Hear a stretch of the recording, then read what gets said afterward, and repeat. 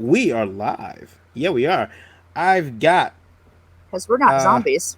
Yeah, we're not zombies. We're not zombies. We're talking zombies right now, and not Marvel ones. No, not Marvel zombies or deceased. Yeah, deceased. Deceased. Diseased. Yeah, the diseased. Yeah, I got that one. That's good. You know, Marvel zombies. Just saying, that comic kind of just took over when it came out. Kind of like the artist takes over your space. Oh. Oh, that was mean. That was mean spirited. I'm sorry. I should have said that. Burning those bridges early. Ladies and gentlemen, today we're talking. We've got questions. We got a boatload of questions. We've got no answers. Yeah, we got no answers to those questions, but no answers. It's just questions. Yeah. We're going to talk about what's happened in the comic industry. Louis actually kinda took the side of someone he just kind of dislikes. It was amazing. I teared up. We'll talk about that too. Okay. and yeah. See, Katrina's already crying. All right, so we're gonna roll that intro, and we will catch you on the other side of our intro. Right? That's what we're gonna do. Yeah. Where's the intro? I don't know. You're the one that runs on the that show. button. Where's that button? Oh, there it is. There it is. Found the intro. All right, stay with us. Please.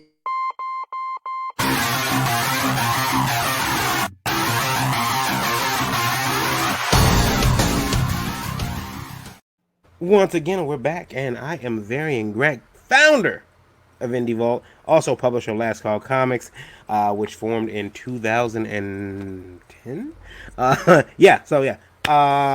With me on this esteemed panel currently, right now, is the. I guess I can call him the professor as well. He's Louis Bright-Raven. Louis, ghost editor, ghost writer, talent scout, Studio founder and manager. Yes, studio founder and manager, Constellation Studios. He's done a lot of work.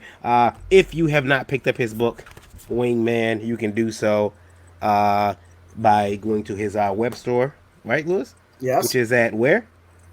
Patreon. Let me go get it real quick. He's got his Patreon. Pick up Wingman. You can also commission him to that web store, I believe, right, Louis? Yes. You can be commissioned through that store, yeah. Throw it in the chat. Throw it in the chat so everybody can link over. Yeah. And we also have someone returning. A special guest I didn't tell you guys about. Special guest. Are you guys excited? A special guest. Yes. Special member of the panel. Always.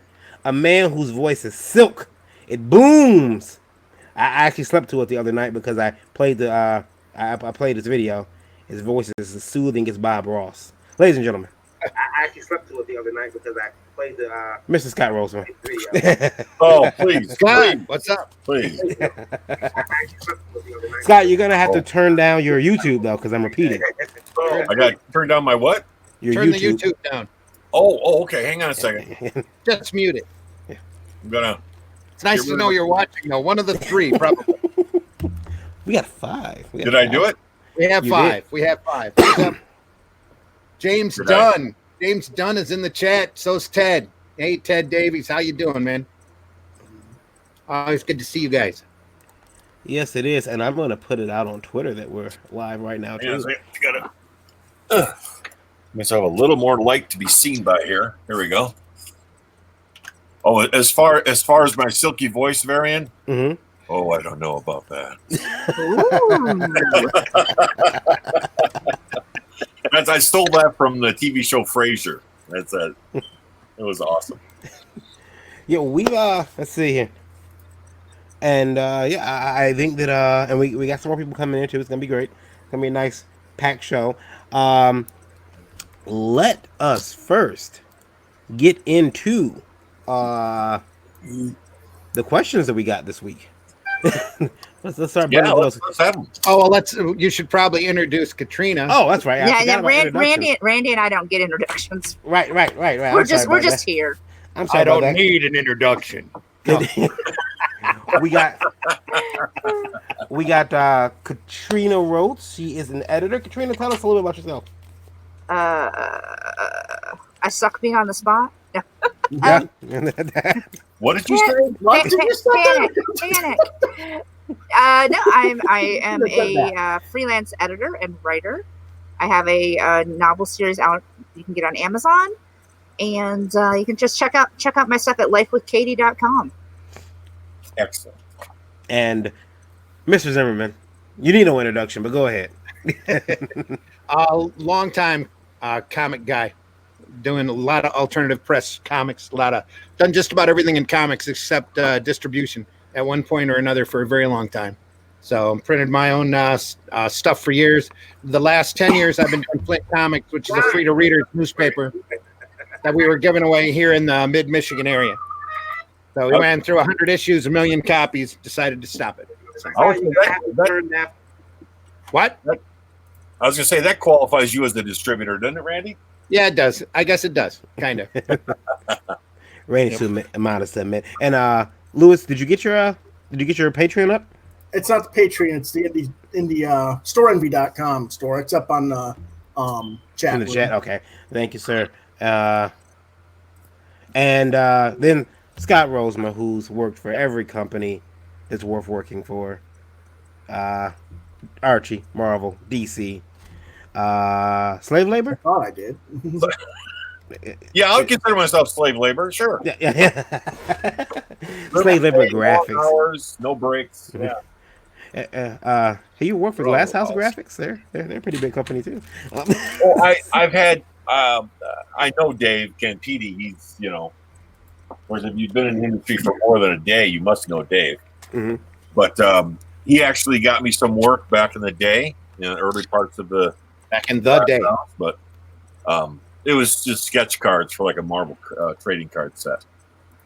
And that was back when they were actually sketches and not miniature Sistine Chapels like so many people make these days. Man, who legitimizes this broadcast? I am going to bring up some of our questions. Louis, I don't think your link showed this time. I don't know why it won't show up, but isn't it in the chat? Thought it was in the chat. Yeah, that's what I said. I put the chat right before I said, did that show this time? Phantom Reaper? No. Yeah, I don't see it there either, Louis. You might need to repost it. All right, let me see here. Excuse me. Still getting over this cough, but it is almost gone. It is almost gone, and it is a glorious thing to be cough-free. I don't think... How about that time?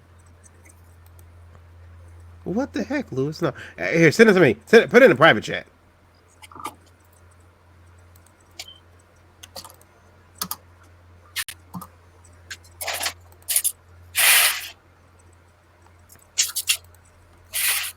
And I will post it in there once. Okay. Let's see if I can post it. Oh, and by the way, while we're during the course of the chat tonight, I'm going to occasionally drawing forth to my drawing board as I'm working on a few things. That's perfectly fine. I'm not ignoring anybody except Louis. We all have to punch back. We all have to mess with Louis. It's almost, if I don't mess with Louis or send him, I used to send Louis. Like I said, I'm the damn punching bag around here. Because you're wearing this. The more you punch me, you realize this is going to come back on you at some point. At some point. If you weren't wearing the Superman shirt, we wouldn't be so tempted to punch you. So, right, sure. Here we go. All right, and the first question, appropriately so, is aimed at Scott, who I'm glad is here because I was gonna have to ask him this question like the messenger. So now that he's here, all right. First question is from last week from Dave Miller, Randy. Dave Miller. Yeah. Does last week's quest Scott Rosema? Oh, guest. Yeah, I thought it said quest too. That looks like a cue. No. Leave it as quest. I want to be called quest. Does last week's quest Scott Rosema have any creator-owned projects he's working on? Would love to see something from him! Exclamation point. I will defer to Randy to help answer that question because he was a big part in my launching some creator-owned properties. Well, we printed a couple of issues I printed a couple of issues as Arrow Comics of your August book, which is kind of a science fiction superhero title. That's true, and plus the third one was actually a 10-page story in Arrow anthology. Yes. So Yes. I guess technically we did 3 issues, but 2 issues of his own singular comic. Yeah, you probably have enough to collect those together into a nice book. Yes, especially since our plan was at the time to at least do 3 issues, and the sales just weren't up there where I had the time to finish the 3rd issue. So yeah, definitely got some. I got that, and 3 or 4 other type properties I've always wanted to do more of in terms of actual books. So yeah, there are creator-owned projects out there, and if I can keep up the momentum, if I get enough people bugging me and all that, I'm definitely going to try and get to them, get them done. Cool. So yes. That will be, and of course, you'll tell us, and we'll break it here that he did it. Just It's coming. It's coming. Will be the first place I will break the news. All right, sounds Right, good. right after, since I'm now Quest Scott Rosemont, I'll let my son Johnny know first. There you go. And then let you guys know. No, we have other questions coming in. Bert? Yeah. Before we get to those, real quick, can I pose a question to Katrina? Sure. Katrina, can you hear me? Yeah. Okay. I wasn't sure if you were talking to me. We're all ignoring somebody, I thought maybe you're ignoring me. I wasn't sure. You do your own writing, right? I do. Okay. Where is that writing available for any public consumption? Amazon currently. Oh, really? Yep. It is it's going to be a series of 3 novels, co-written with my good friend Nick Davis. It is entitled The Tether Saga. Oh, okay. So there are 2 novels and a side piece called Sarah's Journal. Oh, all right. What's the genre? It is young adult urban fiction. Oh, Urban fantasy. How many books do you have out? There are 2 currently with a side piece. Awesome. Somebody's trying to video chat in. It's someone video FaceTiming me, but I can't answer right now. So. And so, Katrina, how do you know all the rest of these ne'er-do-wells? I met Varian at, I'm trying to remember, it's been a while.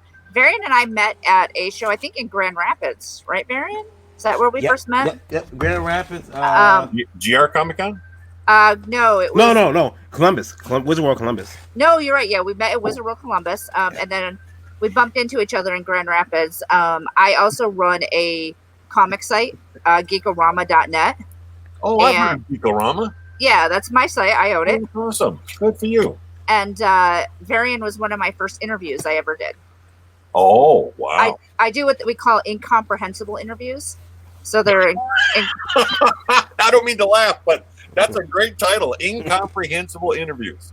They're 3-question interviews, meant, unless the person I'm interviewing is super chatty, meant not to last more than a few minutes in and out at shows, so we're not taking up a lot of time. First two questions can be anything I come up with. They are completely random. Huh. And then the third one is always a chance for the creator to talk about their work and where to find them and that kind of stuff. That really wouldn't work out with me because I don't know. You give me just a second, and I'll chatty Cathy all day long. And I'm okay. I'm okay with that. But I've asked. I mean, I've asked everything. Target versus Walmart, donuts or bagels. I asked Varian. It's last call. What are you ordering? He threw me off and said mozzarella sticks. Everybody makes a drink. I got a company called Last Call Comics, and so. Slow down, Varian. Yeah. Mozzarella sticks. That's getting a little hard. He's already opening the beer. That was a Pepsi. Yeah, I heard that. I think Randy and I met through Facebook. I think probably through Varian or other people. Yep. And then I met Louis actually through this. Yes. Okay. Mm-hmm. I was gonna say now there's another one. if you've been in the comics industry for more than a week, you know it's hard not to know Randy. Yeah, come on. It could take a month. It could take a month. Maybe. I think it might have been 6 weeks, but I'm a little slow with these things. There we go. Lori Garrett, thank you for the question. Says, hey guys, fellow. I'm a female creator, and I was about 75% finished with my book, Chronicles of Enid, when my relationship ended, and my boyfriend of 3 years absconded. Yeah. With my work on the book, both digital and physical. I recovered about 30% of it from the cloud, but not enough. I've made a police report, but I hear he's shopping the book around with a new name as his own work. Wow. What should I do? Oh my gosh. Hang in there, follow that police report, scan the other publishers. You might want to send what you have done that's showable to the different publishers and let them know that you exist and that there's somebody out there that's absconded with your book. He's still got 25% to go. Yeah, and let people know, like, put pictures of the work up if you can. Yep. And I would say if you know what names he's shopping the book under, let people know, let other publishers know, put it out there on the websites, on the Facebook, like different groups that we have. Okay, no. As much as I never recommend Bleeding Cool to anybody, Why? it is. I'm just not a fan of the site personally. I don't even but pay attention. It is a. And I said personally, these are my own personal opinions. These do not reflect on Indie Volt or any other creator involved in this process. Okay. I'll disclaimer. It's okay. Okay. But it is a good place to kind of get that kind of information out there because it is a very popular site. That's if Rich decides to run it. Right. I'm just saying you can approach them. I definitely wouldn't depend on them for anything. No, but definitely let as much if there's information out on the net as possible. That's more than my opinion. That's what's happened. Yeah. Well, Lewis, you want to weigh in on that at all? Yeah. Sorry, Lewis. No, I'm pretty much gone. Everybody else has said what they need to say. I agree. Well, now here she brings up an interesting point, and this partially goes to her question as an answer, and as maybe a quick little roundtable here. Mm-hmm. She didn't mention this guy's name in the question, and I'm wondering if she's filed a police report. She must have listed his name in the police report. Yeah. Right. Sure now, I know some people are against releasing public names in these types of disputes. I personally am not against that. If he actually has done what she said he did, here's the thing. I would really. We don't know if they did this as a collaborative effort. She says it's hers. Maybe they did it collectively, and then he walked out because they broke up. We don't really know what's here. We got like maybe a third of the whole situation from the collection. So based on what we got, we can only say what we've said. Mm-hmm. And I would say as a condition, as a conditional answer, if he did this, and this really is true, which I have no reason not to believe her, right? Then I would not be against including his name and letting out this information if it truly is true on her part. And so, but there's some people that don't like doing that until it's been solved. But it depends on what her lawyer says if she's got one. I mean, I would if I were her. At this point, to the situation, it doesn't matter what his name is. It does matter how much work she put into it. If it was all her work, or if she collaborated with the guy on it. My other advice would be, you're going to have to put that property aside and work on something else for a while. Yeah, that doesn't involve him, so that you can, still be doing something. Don't let that stall or stagnate your productivity. And Lori, I would ask that you let us know, keep us up to date with what's going on with the project. Yeah, definitely keep us posted. And good luck, best of luck. Yeah, I think that's not a good situation. So yeah, I agree. Just about every collaboration is kind of a marriage anyway, or a marriage type situation, and things get messy whether it's same sex or not. But I hope it turns out good for her. Yeah, I do too. Wallace R says, what do you guys think of the current drama going on within Comicsgate war campaign? Was it inevitable? Is this the end of Comicsgate? Dun dun dun. If only we could. If only we could flush that name. Yeah. Well, if only we could flush that Comicsgate name, I'd be extremely happy. Because it's just all it says is negativity to me.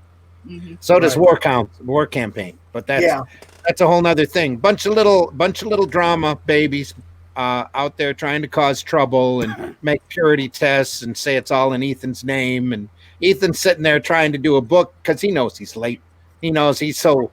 I'm surprised he doesn't have a health condition, ulcer, because he knows how late he is and how much money's in that campaign. Then and how good the book's actually gonna look once it's out. It'll probably be out. He wanted it out by the end of July, but it'll probably end up being until the end of August before everybody actually has copies, which will make it more than a year late. Yeah. Well, now I have an additional question to Wallace's question here. Now, I know about Comicsgate as a topic, as a thing going on. Yeah. But I honestly don't know a lot of the details about where Comicsgate started, what it's really about at its core, and what the opposing sides represent. I know Mark Waid plays a big part in it, I guess. Yeah, a lot of it's shrouded and subdued and exaggerated, over dramatized. It's like little immature brats. A lot of people running around wanting to say a lot of stuff. Comicsgate's a hate group, on and on and on. It just it drives you crazy after a while. But basically, what it is as you know, there's been kind of a shift over to a younger, more, I guess you could say, inclusive. They call it inclusive. It's just not the old guard guys anymore. Oh, okay. And the old guard guys said, "Hey, what is this? We're proven commodities. We're marketable. Why are you blocking us now? Are you Comicsgate? Comics is gatekeeping us now." And then they said, "Oh no, it's a bunch of racism and this, that, and the other." And then they started up with this social justice warrior crap, which is the one thing I really don't like about Comicsgate. Everything else about it is fine. But they don't need to complain about social justice warrior because we've had social justice warrior. Okay, hang on 1 second, Lewis. Now, this is when you say, is it about various groups of creators who felt they've been kind of thrown out of the mainstream comics industry? Yeah. Oh, okay. Well, and proven marketable guys have been around since the 80s. Mike Barron, Chuck Dixon. I don't even remember who all was the early ones that were getting screwed. Mike Zeck, I think, was part of that group. Wow. Well, this can all be traced back to right before the election between Hillary and Trump. Okay. They started a big campaign. Axel, especially, it kind of ties back to Axel and Joe Quesada. They decided they had to be more inclusive and more diverse. So they went out and started finding inclusive and diverse people to write these books. The problem is they were grabbing grabbing people off of whatever tree they could find, and a lot of that came out of the young adult market because a lot of these people had supposedly sold a lot of books. Oh, and they kind of thought they knew what they were doing. The talent, the art side of it has always been, whoever they could grab at whatever low cost they can possibly get them at. So I see. Okay. But a lot of that, once that started happening, a lot of these writers started going up in the chain. The thing that really triggered it was a lot of these old style editors decided to had their open door to hire assistant editors. And a lot of these guys were old, mostly, well, not old, but not elderly. Veteran. Veteran's not even it. A lot of these editors were old-time white guys. Oh, okay. And the old school white guys, they hired the pretty little skirt to come in and work for them as their assistant editor. Oh, whether they had paper or not, or had, any type of education or knowledge. So when Flo Steinberg passes up at the Marvel offices, all of these was the mainstay. At Marvel, all these assistant editors decide to go out and have a milkshake, and then they all take a picture And then all these guys sit there and look, and they go, "What's going on here?" All of these assistant editors are all, cute girls.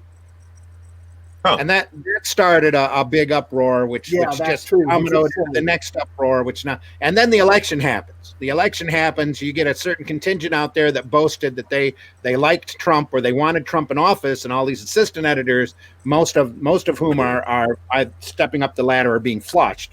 Oh, The majority of the girls that were in that milkshake girl picture are no longer working at Marvel because they've been moved on. Some of them are working at other companies. Some of them are working at other companies because they took that. Hey, I worked at Marvel. I can be an editor. Here we go. He's not in the chat, but one of those girls is a direct Trico, Professor Trico, which you can find his face, his YouTube at Professor Trico. He's directly responsible for. I won't say what bringing her onto the market. Yeah. It's his fault. Well, who did who to what happens, what they mean is the end result. At this time, when all of this just before all of this stuff was going on, they had a big problem in gaming, where they had a girl that was actually getting work at these companies by doing sexual favors for people. Is that true? Yes, and that caused a huge uproar, and they called that Gamergate. Good Lord! Oh my God! Really? And it was really huge. So that transferred over when this comic stuff started happening, and then they started calling it Comicsgate. Well, there's also now an Anime Gate, but that's a whole nother story. Oh my gosh! That's a whole nother can, and it's a big can of worms. If they got rid of the Gate title, this would probably a lot of stuff would be better. Oh man, so much better. But a lot of what Lewis says comes in at this point where a lot of these vets are looking back at these writers and these editors' jackets and going, what's going on? I had this problem back in 2003 when I was up there trying to break into Marvel and pitching proposals to these guys who had no idea what they were doing. There were only a couple of editors up there that were worth talking to because they knew their product and they knew how to edit. And those guys weren't enough power because the other guys above them would squash them. Yep. And those guys have all moved on. All of those guys have moved on. Yeah, Axel was fired. And he brought on a whole bunch of these new diverse hires, you might call them. And it's not the fact that they're diverse. It's the idea that these people have no experience. There is no skills there. Wow. And all of a sudden they're doing all this job. Well, plus now they're bringing all of their politics in along with it. And a lot of these books have gotten really ridiculous to read. Yeah. And very difficult. Both, and the artwork on it's been really bad. There was a whole period there back during the milkshake days where there was just horrible, incompetent editing, no spell checking, no punctuation checking, just basically no editing going on these books at all. And if you go up on like Google, the thing is, that was going on, you can catch a lot of that stuff. They have since gone through and started to correct that. Marvel has, especially because they were the big they had a really bad problem with that. Marvel had those problems before the milkshakers, though. I noticed that. It's the editors passing it on to the assistant editors who were incompetent. Yeah. Well, and whether they were male or female, it's just that most of them turned out to be female in that picture. And I would say a lot of this, even as I agree with Lewis, you can trace that back to Marvel's big implosion in the mid '90s. Yeah. And they got rid of all of these incredibly experienced, competent editors because of the whole image implosion thing and all this. Image scared the hell out of them about keeping around big name talent and big name veteran people who knew what they were doing. If they get so big, then they could go off and form another company and well, that's what kept happening. So throughout the late Image spawned Malibu, spawned all of these other little companies out there trying to do stuff. From the mid to late '90s into the 2000s, Marvel, I'm afraid, just didn't have a lot of great editing talent to keep the books really coming out well. I mean, that ties back to the master editor that they had brought, or the guy who was running the show that they brought over, that had absolutely no comic book experience All he did was run a sport card company, Fleer, and that was Bill Jemis. Oh, He come right. over with all of these crazy ideas on what makes a decent comic book, and they were all wrong. Yeah. So that's when Marvel Knights, the Max line started, and everybody started leaning on Quesada because Quesada's numbers went up, and they were thinking Quesada knew what he was doing, so they bumped him up. And it wasn't Joe; it was his partner Jimmy Palmiotti that was really the brains behind that operation. And it just became one big set of tumbling dominoes after the next. The big problem, what really spawned Comicsgate with the political side of it, is a lot of these old veteran guys like Chuck Dixon, older guys, more conservative guys, were all happy that Trump got in. And once they boasted that Trump got in, all these progressive young assistant editors and then editors decided that there's no way that they're going to be working with these people because they were so mad that Hillary lost. So they pushed these people out of the mainstream, out of those companies. And these guys were left trying to fend for themselves about what they were going to do for a living. So then they latched a hold of the Polito Coffin Comics example and decided to try crowdfunding. And that took off. And then also at the same time, there were a couple of YouTube sites because Ethan already had Comic Pro Secrets running, and Zach, Richard. Mm-hmm. Richard Myers had Diversity in Comics running. Diversity in Comics literally made their reputation out of picking apart these comics that were poorly edited. Okay, and basically what happened is Mark Waid got really mad at Myers and said, "Hey, dude, if you're gonna complain and critique these comics so much, why don't you do your own comics? Put up or shut up." So he did.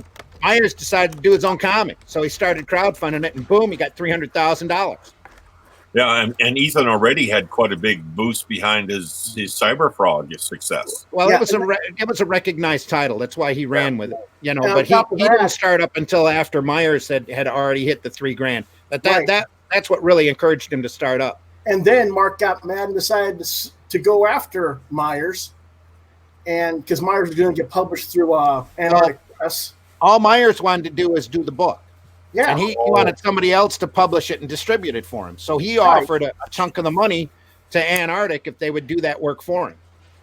And when Wade found out about it and called up Antarctic and said, "You don't want to do that. I got a whole hate mob here waiting to come down on your butt if you go after this guy because he's a crazy, supremacist dude." Oh, we have Erik Hodson. Erik Hodson just joined the chat. Dreaded Dinosaur, Erik Hodson. How's it going? So, hello, Erik.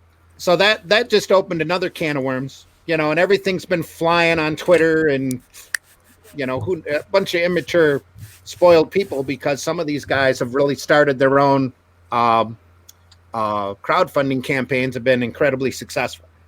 So, and some of these guys have started their crowdfunding campaigns and weren't nearly as successful as the already established guys. Yeah. So they're now trying to cause discord and trouble between, everybody else as much as they possibly can. As they got nothing better to do, I guess. Well, the anonymous nature of so much social networking gives you a bit of a courageous, so now there's people on both sides, on the progressive side and now people on the so-called Comicsgate side that are out there causing everybody trouble. And most of these guys just want to sit there and do books. Yeah. They want to sit there and do books that people have already paid for that they're waiting, to see these titles on. And it's dragging everybody down. Yeah. Varian, you want to introduce? Erik Hodson has joined us. He is the creator of the Dreaded Dinosaur. Dreaded Dinosaur is his handle. Erik, you've been doing comics. Started with Hey Melby Comics back in the early aughts. 2005. My first published book I did on my own. Awesome. And now you moved on to Dinosaur Man. Yep, I'm currently, it's in a hiatus right now while I'm working on this larger project, but I do Dreaded Dinosaur Man on Webtoon, a platform I really enjoy. And but really, when you think about it, aren't all dinosaurs dreaded, really? I mean, I would think. It's a bit of a misnomer, I guess. You dread Barney? Oh, well. Everybody dreads Barney. 1,000,000%. Purple thing? He's massive. Oh, my God. Giant purple and green dinosaur tripping on acid. That's dreadful. Which one first, Grimace or Barney? And which one was first, really? So, Think about it. and Dreaded Dinosaur is on Webtoon, so it's free to read. Yep. You can go to our webtoon.com, or you can download the Webtoons app and look up Dreaded Dinosaur. Subscribe to that. Just like you subscribe to our channel. Subscribe, like. Like. subscribe. Hey, that's pretty cool.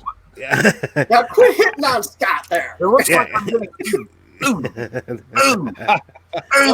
Why are you punching me in the nose? Varian, did you get a budget in the last week or something? What's that? No, I just, I got took some bottles back to the store. And He's got toys and he's not afraid to use them.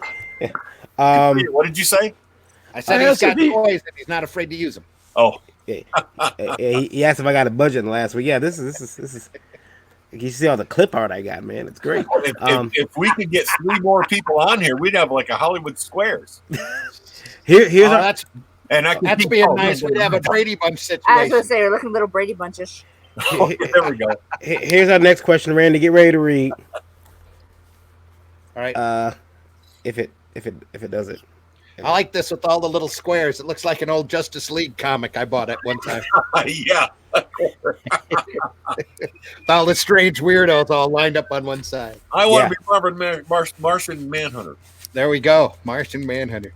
Yeah. Is the question David, because you look a little like loaded. David Ogden Steers, so that could happen, you know. Oh, yeah. He played Martian Manhunter and then Justice League TV pilot. He was cool as Martian Manhunter. He had that great delivery and voice. It was awesome. Oh, yeah. If it only didn't look like he had a rubber mask on. Yeah.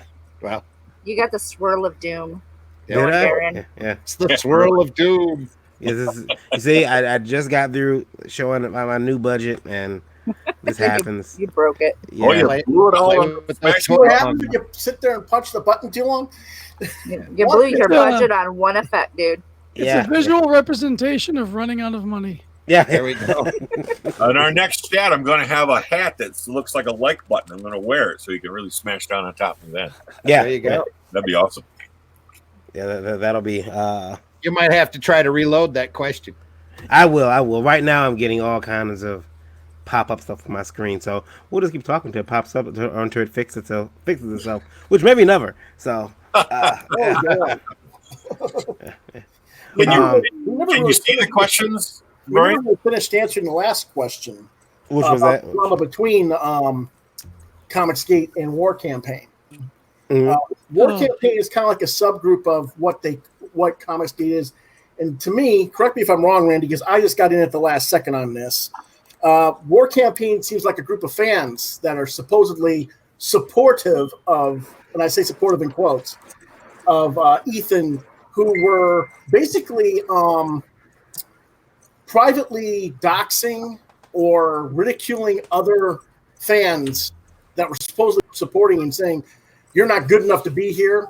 Or, Well, "You're not good enough to be some of them are creators that have crowdfunding campaigns running. Okay. But yeah, a lot of them were. They thought that they thought that they were being stuck up by or backed up by Ethan, and went around and did a lot of really immature, crappy stuff. You know.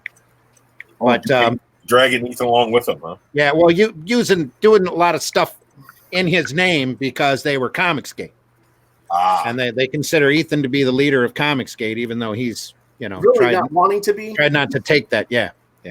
He doesn't want to be, and it's Well, Ethan's been sitting there in his office in his basement, trying to get this book out. So he hasn't been paying a whole lot of attention on Twitter, and Right. Twitter's where a lot of this trolling and meming's been going on. A lot of it's been horrible and vicious and uncalled for on the war Yes. campaign part against everybody. They start thinking they're cock of the walk because all of these campaigns are, successful. They're just not as successful as what Ethan's doing, or Ethan's had a little group of people there that he was backing and doing, and those initial people had very successful campaigns. So they've since gone through and pushed a couple of those people out by doing some pretty, nasty, nefarious stuff. So Ethan just caught wind of it this weekend.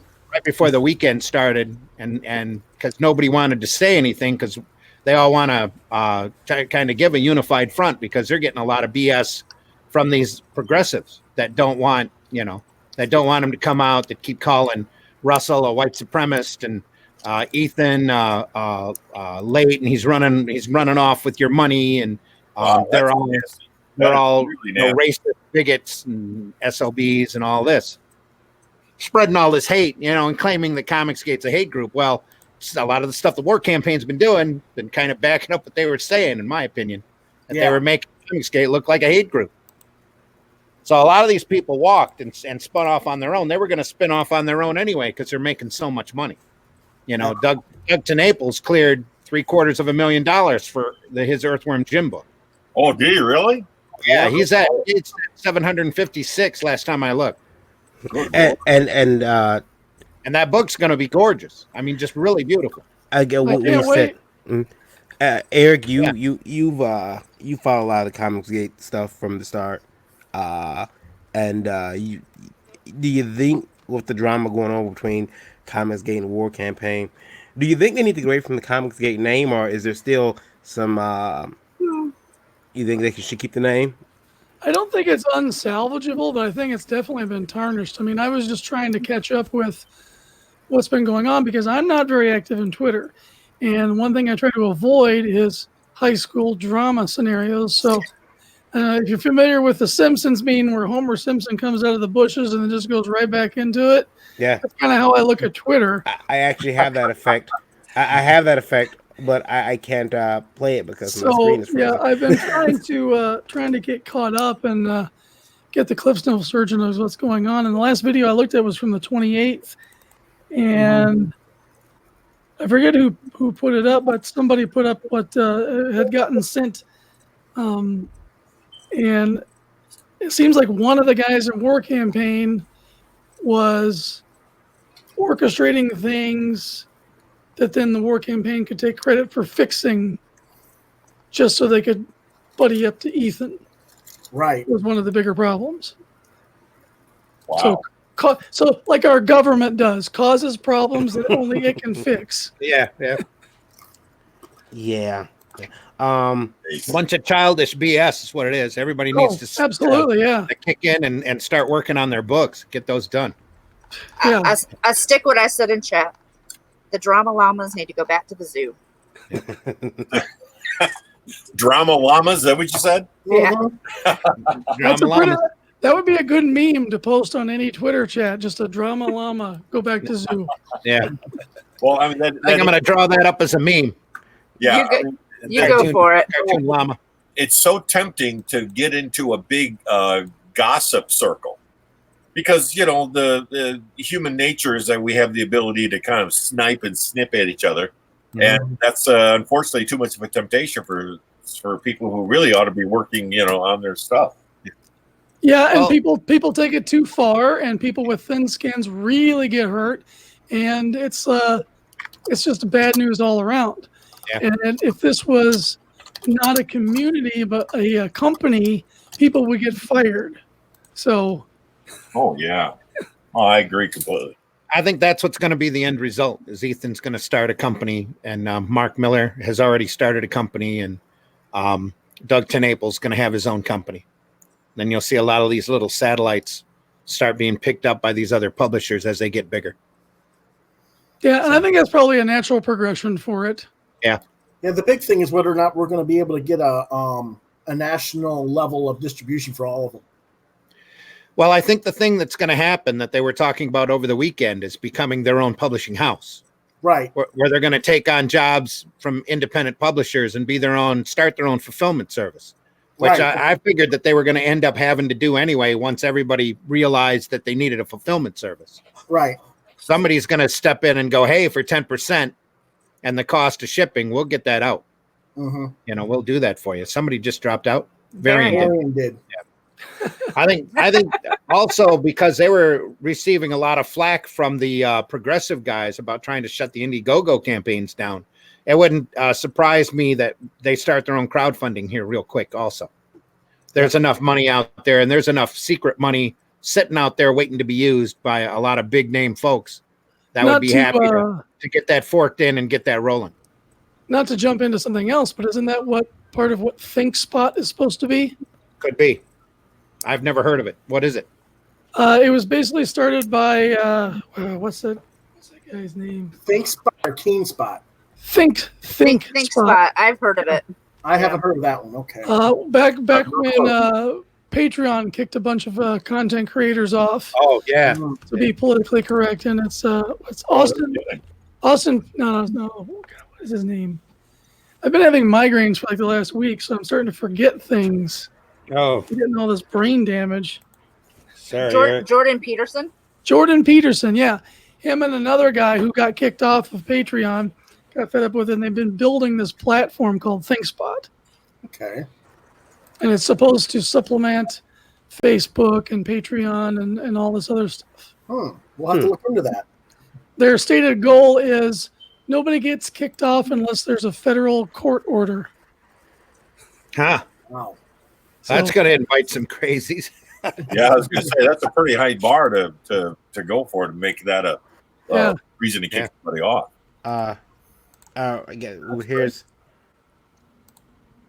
Randy. Go ahead. Hey, Randy. there it is. Hey guys, been listening since episode 4 or 5. Well, where have you been? I'm the proprietor of a comic book store, 15 years old now.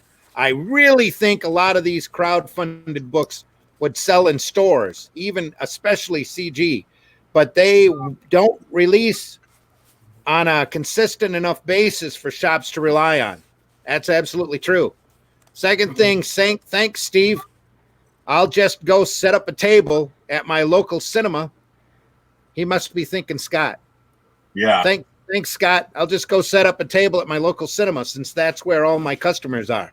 Name was held by request. I think he's talking about Jeppy. Oh. Yeah, Steve sure? Jeppy. Yeah. Everything's fine now. Everything's good. Yeah. It's all good. Yes, We're fine now. Here. Don't come down here. There's a radiation leak. Here's the thing. There we are. A lot of the books that are in the crowdfunded stage were actually available through Diamond and weren't supported by Diamond and the retail community, and that's why they've gone over to. Well, you had to dig through the green section in order to see them. Well, that's part of the retailer's job. I'm sorry. I have to do it as a fan when I go my catalog every month. Yeah, but a lot of retailers don't have and won't take that time to do that. That's something we discovered real early on with Arrow Comics. Plus, if you look at some of these CG accounts actually offering a retailer level where you can come in and buy 5 books, buy 10 books. Yes, they are now. And that's their answer to that. That's the answer. Well, to that's their temporary solution for that until they get something set up that's going to go directly to the retailers. Yeah, I wouldn't be surprised if some of these little publishing companies end up starting to do books to get out on a monthly or bi-monthly basis once they get set up. Everything takes about the fulfillment agencies to do that. That's what we're going to. Everything takes time. Yep. I think with this question, they don't come out on a consistent enough basis. I say give it another year or something or so, because I think these companies that are being created now, not just CG, but other companies will start to fill that void. Now, I mean, whether or not you can run a store on that, I don't know. But it's going to be a little rough for a while until these guys get their feet wet. What I'm finding real interesting is they're sitting back and going, man, it takes a lot to produce a comic. It's like, yes, it does. No kidding. The alternative market for a few years, and let's see. If you ever need somebody to put together production pages, though, I can paste those up. Let me see. Sorry, guys. I don't know if you noticed. I had to get out for a second because I was having all kind of computer problems over here, but it has since been fixed. So good. Glad to have you back. I say you run the show. It's kind of hard not to do it. I'm kind of surprised you were able to get kicked off and we were still on. Well, it's yeah. They made it so that that I can do that. If we lose you, we all can carry on. Yeah, so we really don't need you. Is no. I don't include me on that. I think you're desperately very insane. The only problem is nobody can shut down the feed, so it's just permanently going to be. There we go. Yeah, that's right. We will always be here. Walking into your office and you're in. Oh crap! The feed's still on. Let me out. Randy, here's one of the more spicier ones. Spicy comments that was in our mailbox. Do I get to do this in a voice? Yeah. Oh, there we go. F to Naples. I'm refunding my EWJ books. Hail Caesar. Yeah, Kurt McDean. Yeah, Kurt. What is that, Kurt? I mean, and first off, what is this Hail Caesar shit? I'm sorry. I know that he likes salad. Damn! That was very good.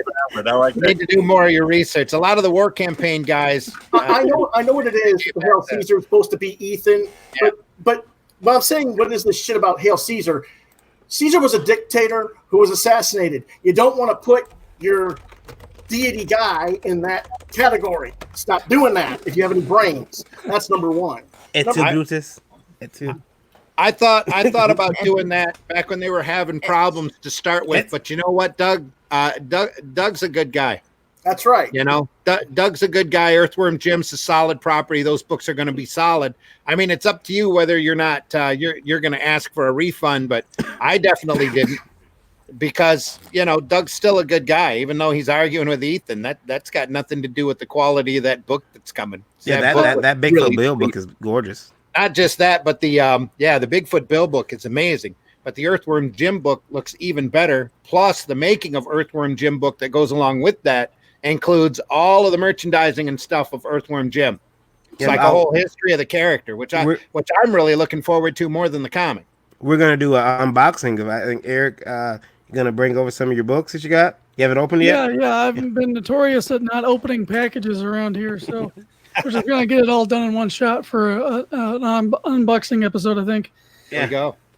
But yeah, I'm gonna chime in on that because I consider Doug a friend of mine, and happy to be able to get his ear relatively easy and hope to get to know him more. And he's just been a wonderful inspiration for me. Yeah, he's always come across as a pretty, mellow guy, always willing to listen and talk. I've never seen him. I don't even seen him lose his temper on any of the feeds he's been on. But I mean, I don't get a chance to watch that many of them. But I've never seen Naples even lose his temper. And I don't think this is what anybody wants. Don't just stop picking the guy's book up because he's no longer associating with Ethan. That defeats the whole purpose of the indie industry. I think they'll find in the long run a lot of that division was caused by the infighting with the little babies on the war campaign. Yeah, I think so too. Because of that, you hit $750,000 on a book, people get jealous. Yeah, who knew? Who knew that? Yeah, money changes people. It really does. Yeah. When they find the kind of success that they'd really hoped to have, and it happens so close to them, they feel like they've been shut out or they've been purposely shunted aside a few inches and they missed out. Nothing's worse than losing a lottery by one number. Yeah, that's basically what they. And now it's becoming kind of a McCartney-Lennon competition between Naples and Ethan. Ethan's gonna do another campaign for Cyberfrog 1 to see if he can get it past 1 million. Oh wow! So, and I'm sure if Earthworm Jim's going to stay open until they go to print, and it's going to gain it'll at least get up to 800, I think. Would you guys ever consider doing a meet and greet at a convention or comic shop? Brian Thomas, we're not that big. No, we're not that big. I would do it. I don't know what the rest of it. I would do it. You put me in front of a crowd, I'm perfectly comfortable. I'd be happy. I'm in. I mean, we all do Comic Con, so we just pick a small one around here and just take it over. Hey, we thought enough people would show up and actually want to see us. Heck yeah! I don't know. Can we do it at a coffee shop? Man, all the hate mail we get, man. I'm not sure I want to meet you guys. I was going to say, Lewis, I'm not quite sure we're talking about a revolution, but well, Lewis has the longest drive. Yeah, Lewis has to come all the way from past Raleigh, Lewis. Well, south of Raleigh. Yeah, Raleigh, North Carolina, Atlanta, dude. Yeah. Ooh, hot Atlanta. Yeah, hot Atlanta. Yeah, I'm about an hour north of Atlanta. Okay, that's pretty long. Just jump on 75 and head north. That's all. Just start driving. You'll get here eventually. Yeah. Get on your bike. Well, Well, Get on your Yeah, I bike can and get on ride. the bike and pedal all the way there. Then I'll definitely lose my weight then. oh yeah. Imagine your calves. Yeah, oh, the cat. Oh, yeah. We'll plan the meet and greet for like 6 months down the road. Sorry. Okay. 6 months. Oh, you want me to come in the winter? Oh, well, yeah. Talk about Yeah, that makes sense. Yes, yeah. Oh, Yeah. We'll ride that 10 speed through the snow and terrain of pothole, Michigan, huh? Okay. Winter in Michigan is a wonderful thing you must behold. Yeah. Well, he's been here. He's lived here for a while. I He's still live here. lived in Michigan a while ago. Well, see, Well, then, congratulations for getting out. I guess it depends on which end of the shovel you're on. The winters are really good. So yeah. So this is the part of the show where I'm going to let Play- Lewis. Play with more toys. No, I'm going to possibly mute our microphones so Lewis can go off. No. No? Are you saying what I think you're going to do here with your buddies who don't like me? Whoa, no, they're my buddies. I don't know these guys. Are you saying we all know each other now, Lewis? Is that what's up? You're digging a deeper hole here, sir. Lewis made some comments on last week's show that some of our viewers took offense to. Oh, and it was last week. Yeah, it was last week's I show, right? remember that. What happened? Was it a breakfast show? Or was it Indie Vote Live, right? It was a breakfast show. It was the breakfast. Okay, breakfast show, okay. So yeah, on the Breakfast Buzz, he made a few comments that weren't. It was too early for it, Lewis. You can't get us. They didn't get past the sensitivity readers. Yeah. Lewis, what did you do? What did you do? I told them that my grandmother was murdered by her black neighbors. And having said that, I'm now racist. Fuck you. End of discussion. Gotcha. All right, I hadn't heard about it. I needed to know. And the question that was asked. No, the no question was asked. I've made my statement to those two individuals. Okay. Fuck you. It's enough. Okay. All right. So Lewis. Don't even need to go any further than that. Should I roll the breaking news bumper? Like, Lewis says. Breaking news. Lewis says. Yes. Yeah. No. Okay. All right. Anyway, but that's what it was about. Was basically, someone who took the fact that that situation said, colored my father's stance towards black people because of that circumstance. Mm-hmm. He's a little bit less trusting of black people now. Mm-hmm. Well, I think people should be able to understand that. I'm less trusting of Pops now. Pop cereal. Yeah. Yeah. Broke the tooth. There you go. Took my damn tooth. You're the one that tried to bite a sugar brick. I don't know what to tell you. it took my damn tooth, man. Man. You're so desperate for sweets, you ate stale cereal out of an old box. Yeah. Hey, look, this is cool. It looks like Katrina's cat and Erik's cat are one and the same because, yeah, it was kind of cool. They're drifting from connection to connection. Yeah. They're like ether cats or something. Yeah. That's a cat cable. Okay, I get it. Well, the thing is, and therein lies the trickiness, I think, of any kind of situation where people inject racism into it. Mm-hmm. The thing is, you can have prejudices, and you can be bigoted towards certain situations or perceptions you have, how wrong that they might be, and that doesn't necessarily make you a racist. And it doesn't mean I'm applying it in every part of my life or towards every black person on existence in the planet. No, exactly. And that's what racism does. Yeah. So I don't want to hear that crap from anybody. Lewis can't be racist. He messages me sometimes at 3 a.m. He can't be racist. Wait. We know that Varian is not authentically black. That's proven, right? Yeah, You've been told that by other people. Yeah. I've been told I'm not black. I've been told, I've been. Damn coon hat. You don't have enough. Black man wear a coon hat. I don't have enough street cred. Is that what they're saying? Basically, no street cred. I can't dance. I have now you gotta play some Genesis now. Yeah. Yeah, I can't. I can't. I'm really. This is. I lost my black card. It was like a racial draft, and nobody picked me up, so I'm just out here. I'm just. The thing is, I'm actually not white because I retain any of the classic cliches of what white people are supposed to be like. Other than the fact that I got this wonderful, nice pink glow about me. I don't drink beer. I don't watch sports religiously. I don't drive a pickup truck. I don't. When you say white, do you mean Germanic white? Do you mean Scandinavian white? I mean, there you go. I think he's describing redneck white. See, and I can make myself red if I want, but. We are officially at 10 o'clock. 10:01. No, that means. You know what that means, don't you, Randy? Play the clip. Not as that. It means this. TV 14. Oh, TV 14. Watch 14. Watch in the corner. Until you were at the corner before I could swear. There's a little MLSV there underneath there. Yeah. Somebody's been dragging and dropping off Google Images all day. Oh yeah. I've got the. I've got. There you go. Does that mean it's time for Randy to reach back to his comic rack and take out some of the more adult comics he's got in his collection? I got Dope and Dan right He's got to turn it a little there we go. Turn it. Dope and Dan. Barbarian Killer Funnies.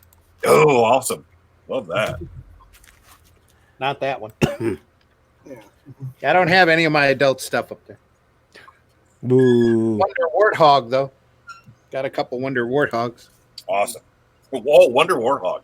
Oh, that's awesome. There's a name you haven't heard in some time, is it? Yeah. Is that that's from the same realm of Cherry Pop-Tart, isn't it? No, it's before that. Oh, way before that. Oh, okay. Yeah. Good stuff, though. Who did Cherry Pop-Tart? What was his name? Larry Gonick. That's it. He's still around. He's on Facebook. I got him on Facebook. Does he still do Cherry? I don't know if he's doing any new Cherry or not. But you know what? I was at the county fair a few years ago and saw a ride truck that he had painted. Oh, really? Yeah, that was kind of interesting to see. Oh, no kidding. Yeah, at one of the traveling carnivals. Yeah. Oh, God. I looked at it and I went, man, that artwork looks familiar. And that down in the corner, Larry Gonick. I'm like, oh, that's cool. Gosh, that's awesome. That's pretty awesome. Yeah. You never know where we'll spring up, us commercial artist people. Yeah, really. So, anyway, real quick, I know that we normally don't talk about what we're working on, but I like to do that, and then we'll get into we'll decide. Well, let's start with what Scott's working on right now. Yeah. Yeah, he's the only one that actually looks legitimate in this show. I'd be drawn, but I'd be way up here like this. Yeah. I will show you if you want me to show you. I will show you. What are you working on? It's a commission I got when I was down at HeroesCon in North Carolina, down in your neck of the woods, Louis. Yep. And what I did was I did a blue line pencil of Mr. Freeze, and I just did the finished dark penciling of it. Sweet. Okay. That's nice. That's Very nice. Thanks. And then I set it up here on my scanner, scan it in, and wait. As long as I'm going to give a demonstration here. Hang on. This was the original blue line pencil drawing I did while at HeroesCon. Okay. And then what I did is that I scanned this version in through my computer, and I turned it even lighter blue and printed it back out on Bristol. Right. And then I did this finished graphite pencil drawing of it to tighten up all the details and all that. Okay. Then I take this, scan it back in, drop away all the light blue behind the pencil, and translate that dark graphite pencil into another light blue line that I can do inking on, which is what this one is. Right. I'm doing the inking on. Right. So I'm currently doing a little brush inking. I'm going to add some pen work to it in a little bit. Cool. Okay. But Very nice. that's currently That's very cool.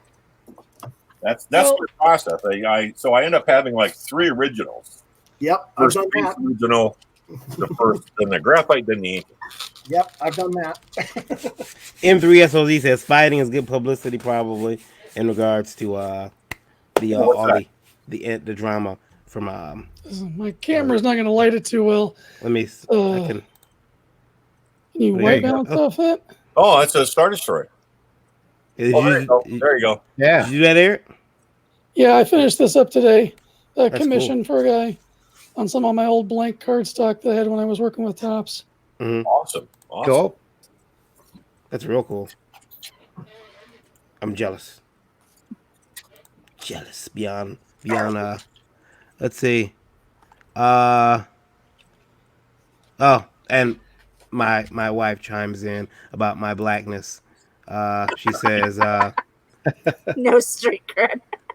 no street cred, none at all. What is she saying? You're black? Yeah, I have no street cred at all. She's got more street cred than you. Yeah. Yeah, she does. And let's see, hold on. All right. Let me see here. And I think we got through all our questions. So Colleen Jenkins, who's actually Ralph Griffith, says lots of nice work for a commish. Scott. Oh, thanks, Ralph. High praise. Well, the guy was really, he was excited. He wanted me to really kind of hit it out of the park, so I'm putting a little extra work in it. So. Let's see here.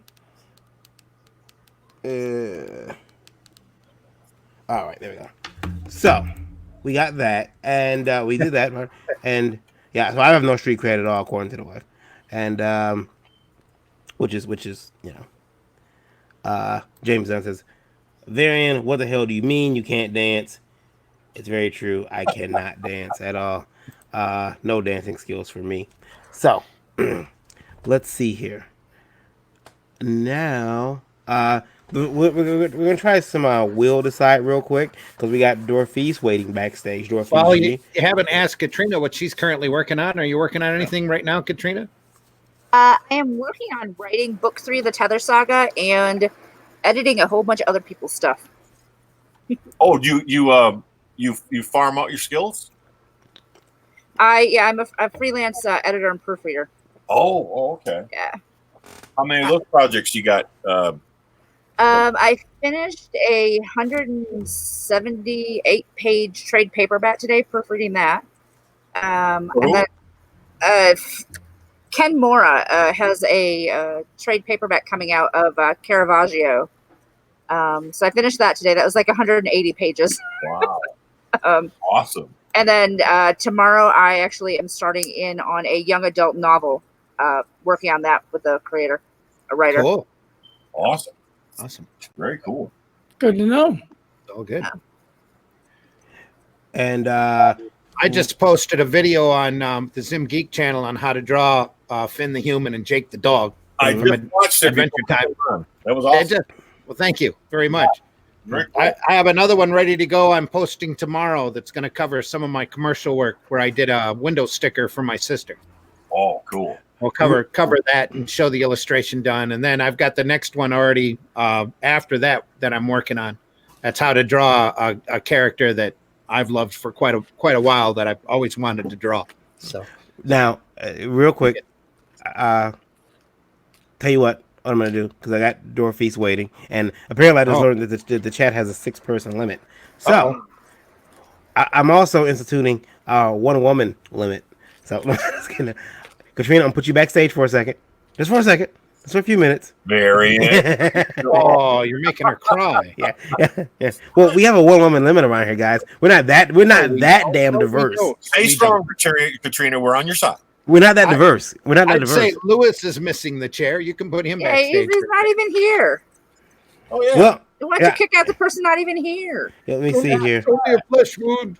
I'll be right back. Let's see. And he'll be right back after this commercial break with everybody else.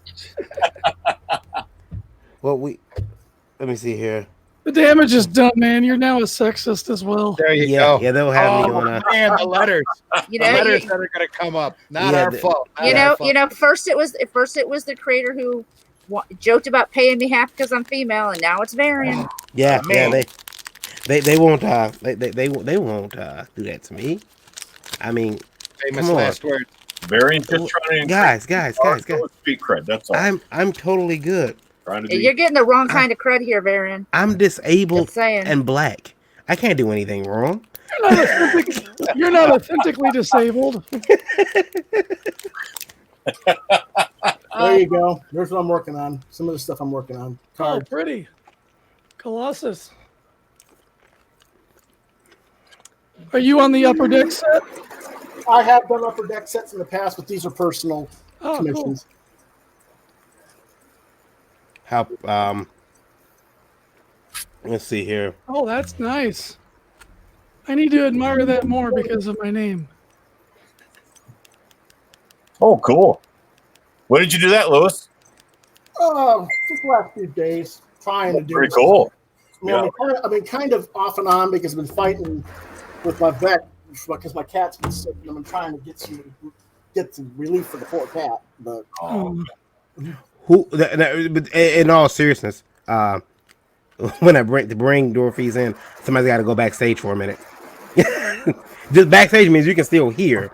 We just can't see you. And I do it to myself, but let me see if I can. Hold on. Let me see if I can. And now he will never return.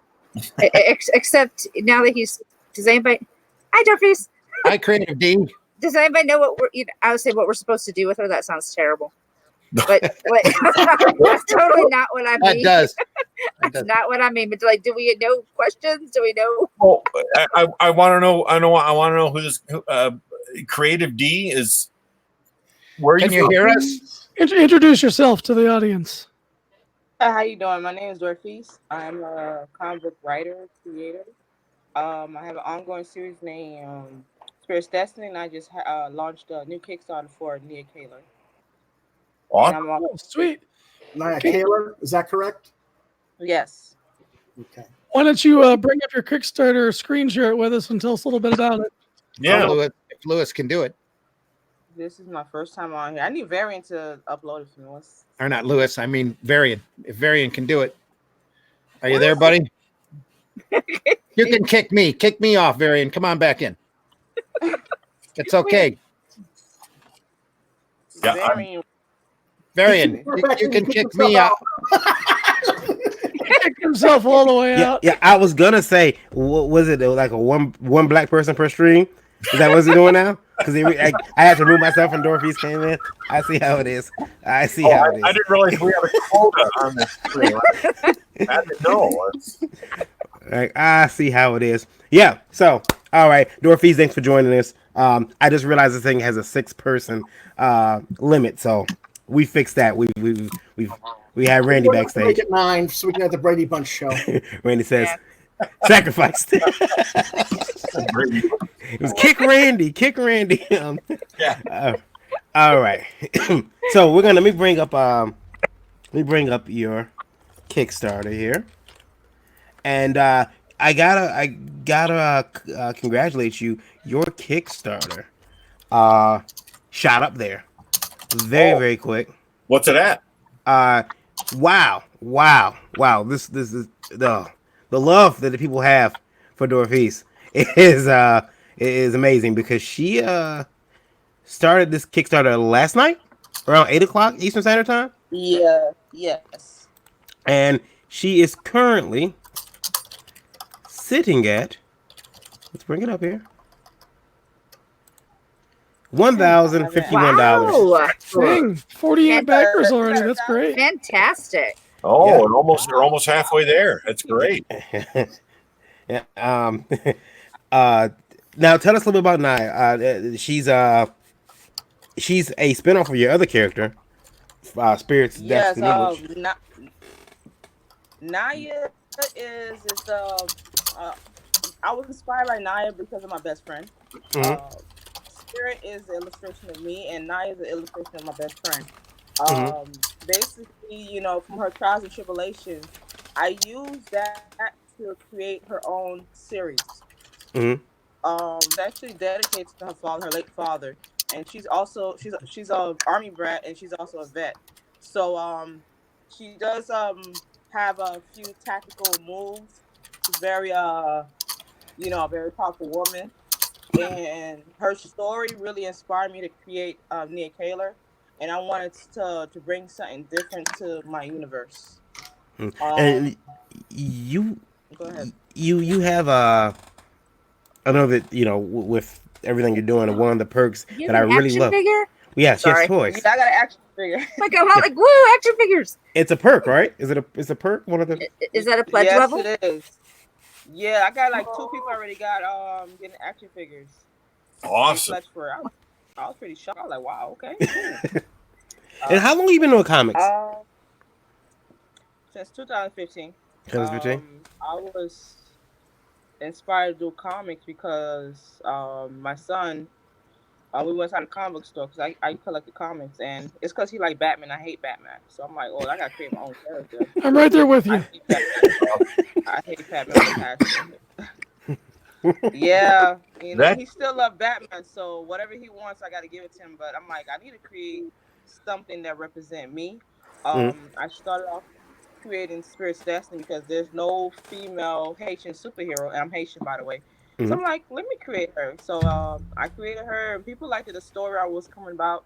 Um, the series I put implemented the language Creole, so I'm like actually teaching my readers, and I'm like, I just need to expand my universe. Like each character that I bring out of my universe is dealing with something controversial going on right now in the world. Mhm. So so you're really tackling yeah, some hard subjects then. yes, I am. That's You know, awesome. Good I for read you. a lot of comics, a lot of indie comics, a lot the top two of the big two comics, for a little inspiration. Yeah. I like to have original ideas. I don't like to mimic anybody. So Well, that's it's one of the never. reasons why I created this. Yeah, Ted it's says never. congrats, I D. didn't know. It's. I was I gonna didn't say know it's never an that easy was road to come up with something original. So the fact that you're taking that much extra hmm work and time, that's really it was admirable. pretty hard. Yeah. Now that action figure looks incredible. You get that 3D printed somewhere? No, the guy he's actually sculpted. Like he literally Wow, called me, sending me videos. He was actually sculpting it. It's on his Instagram. He sculpted by hand. He said that's amazing. 3D printing is it's the cheap way out. He rather sculpt it. And I'm like, what? Are you So serious? So this is how he did it. I wow. So got the are action you going to figure. offer? How many of those action figures are you going to offer as perks for the rewards? Sorry? How many of those action figures are you going to offer as rewards? Well, I think you get. Is it? I think the action figure starts at. They like it's the it's the $100 perk, I believe. He came Yeah, up with I'm his own looking now. prices. Yeah. So Yeah, the action uh, figure can be says the action figure can be at the obtained by same pledging the 100 or 125 tier or higher. Yeah. Wow. Yeah. Yeah. So if you get more, but if you get several $100 pledges, you're going to have to produce an action figure for each one. Yeah, I know he's. I think that. Yeah, he's capable of doing it. I think he did another big figure run a while ago, That's a and he was lot of able. work. Yeah. That's an awesome contribution. If he's going to do those all by hand, Yeah. that's amazing.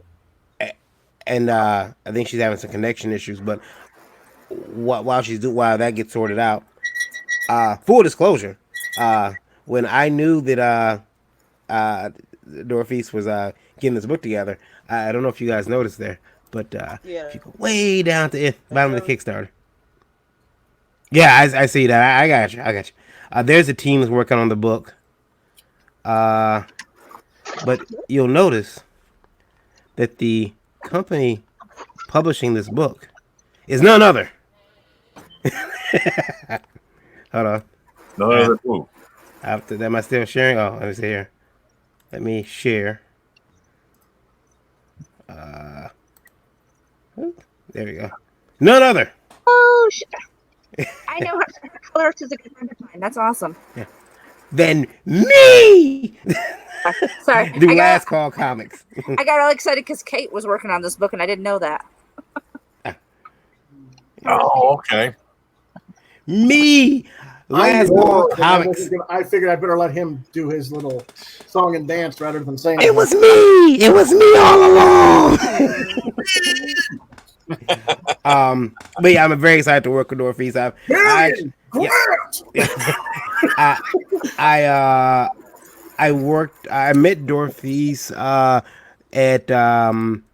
met Dorphise at she'll be back shortly, but I think she has some connection issues. I met Dorphise last year at MegaCon. I knew her before then, thanks to the internet. But then I met her at MegaCon, and she was really cool. And she when she told me she was looking for a publisher for Naya Caller, I said, okay, well, I'll do it. I almost tripped over myself to get a hold of the book, so. Wow! I thought that was really it's a gorgeous book. You guys seen it? I'm really excited about that action figure. I want one. That was MegaCon down in Florida, right? Yeah. Me and Erik went. Oh man. Yeah. I lost one of my tire covers coming back. Yeah. Oh, man. It was a trip from hell. Tennessee. Oh. Yeah, when I go to pick him up, I'm expecting a few things, some books. It's wall to wall in my car. Like I've got stuff like this far from my head that could impale me if I took the wrong turn. Katrina, you look as if you're worried for Erik's safety. I am. I'm very concerned. I'm so glad you made it back there. Yeah. Erik. I've packed Erik's car like to the brim, like with my stuff, his stuff. It's a lot. It's a lot of stuff. I mean, the car is. I'm glad your stuff fit, Erik. Yeah, sometimes we take some of Erik's stuff out. Like he has to make decisions. Sacrifices. Yeah. It's like I'm pretty sure she'll try to get back. Yeah, I can't believe that we lost her, but she's connecting to her phone, so it takes a while. Sometimes it drops service, but her book is gorgeous. Her book looks really good. I just want to say, like I said in the chat, I love that cover. That cover looks awesome. Yeah, she's doing some great work. It looks like. Yeah. Her team is all like they're all in sync, and we'll be the book. I know that she's a couple pages in already, so we're looking at being able to have that book finished and out pretty soon, and it's on lastcallcomics.com. That's right. It's me. Varian, it is your channel. You're free to promote it all you want, minus the evil laugh. Yeah. The wife speaks again, huh? Yeah. There you go. Krista, I'm so sorry. Yeah. She says I'm always in the back with the stuff of my with the stuff, and she is. She normally ends up getting stuffed in the back of the car. In a position kind of like this. Yeah. What do we got there, Scott? I have to take a quick break, so I'm going to leave my artwork here as my avatar, so you guys can stare at that. All right. A way to position it so it stays up. Well, if you come back and you're backstage, it's you'll know what happened. Yeah. Don't worry. Don't sign off. Don't sign. You look it up. You look it up. Scott, put it up a little bit higher. Up higher. A little higher. Or move your camera. Or just tilt your camera. Yeah. I'm going to lower my screen down to. There we go. All my stuff goes flying. Mm-hmm. Hang on. Almost there. We can see the top of his head. I'm rolling on batteries here. Hang on a second. See a monkey. I'm gonna put upside down so you guys can watch his feet. Yeah. It's a good thing. Good thing Rob Lightfield's not in this chat. There's some phenomenal feet. For Rob specifically, so that Rob can learn. Whenever anybody comes in, they're going to wonder, what is that thing in Scott's place? So you guys can tell them. It's a couple of feet. Yeah. Some feet. A couple of feet away. Yeah, a couple of feet away. I'll be back presently. Okay. Colleen Jenkins. So, Randy, I was at a small market pimping the old Arrow stuff and was asked why I do not publish anymore. Okay. Well, why? What did you tell them? I told them Oh, there is no need to, people can just do their own stuff and publish it anyway. Yeah. The need for someone to reach out to get their work out there anymore has become obsolete with print on demand and the internet. Yeah. Yes and no. I mean, there's something to be said if we could get a brand that has a lot of quality product under that brand. But whether that's Arrow, whether that's whatever Ethan's going to call his company or Doug's all caps comics. He's already got the logo. Okay, all caps comics. Yeah. Whatever the brand is, it's about quality of the product first and then getting it under a brand. Oh, the brand's going to come with that quality. That's what it's going to happen. So it's going to happen. No matter what you call yourself. Yeah. Or sink or swim, Yep.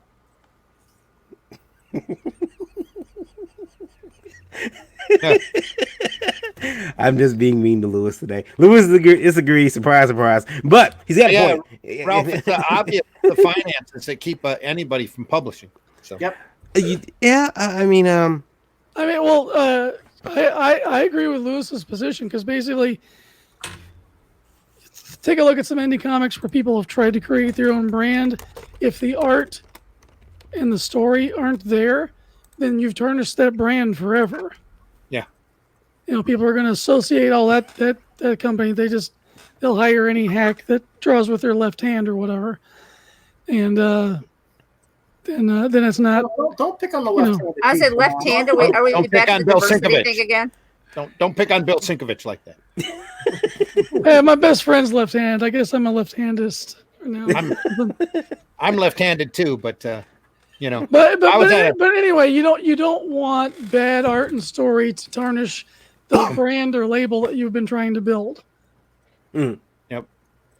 He's got a point. Every company has to start somewhere, though. Like I said, the quality is the makes or breaks that brand. Yep. A lot more than the brand itself.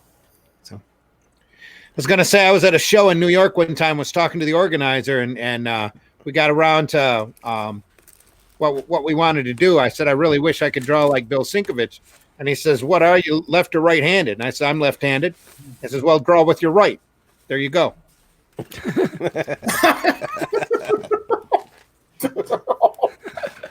Woo! All right. It works though. Try it. It's pretty funny. Looks awesome. Looks like Bill Sinkovich. We're going to let's see here. All right. We're going to. No. She hasn't came back yet, so her phone might have crapped out on her. But we'll see. M3SOZ says it is harder to get social media attention these days, so internet is only so useful. The people who are getting attention were already somewhat known and use YouTube. And there's some truth to that to a level of degree, but again, that's part of what Indie Volt's here for. Yeah. If you want to get social media attention, why aren't you bringing your stuff to us so that we can interview you? Try to platform you guys. I'd like to use my friend Vaughn as a case study for this because he came out of nowhere. He was part of, still is part of what's known as the Kids Table. It's a bunch of comic skaters who got together who weren't famous but were really trying hard. And one of the things he did is he was constantly telling us about his book. And every time he would support or back another book, he would tag onto that, oh, hey, here's some art from my upcoming book. And what did Monster MD end up finishing at? Over 40 grand? Yeah. Much so, yeah. You really need time to build. And this is one of the things that I miscalculated on doing the Roddy Piper book is I thought I had spent enough time at comic shows as an artist building up my own personal brand when I should have been sharing and showing, hey, this is coming soon while I was interacting with other people in CG the whole time, and then launched instead of launching first and then just relying on what I had done on the comic convention scene, because it clearly Actually, it's got over it didn't work for me. It's at 55,499 right now. Yeah, see? So so my strategy is, after I get done with Piper, I want to do Dreaded Dinosaur Man as a full-on comic floppy. And that's the same. I'm going to use his strategy the same way. Just start teasing stuff here and there and eventually build up to a launch date. So you've already worked over your potential audience. It's in their ears and it's ready to go. Yeah. If you're doing crowdfunding, you should be teasing at least 3 months out. Oh, I would say at least 6 months out. But yeah, no, definitely no sooner than 3 months out, because your audience isn't going to have time to see it. Yeah, I don't have to be teased, but leave it for me to make the inappropriate comment.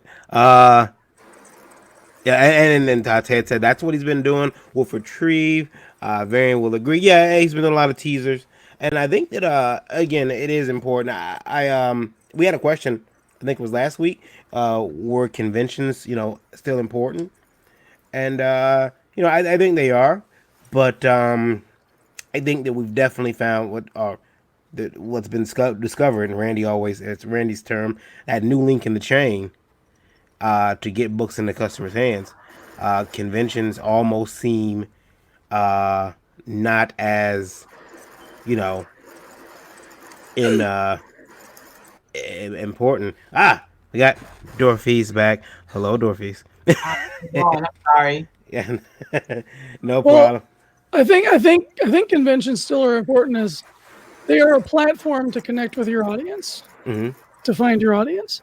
You've got to have some way of getting the message out there in some fashion, and YouTube, the video, the new media, and all that is definitely an excellent tool.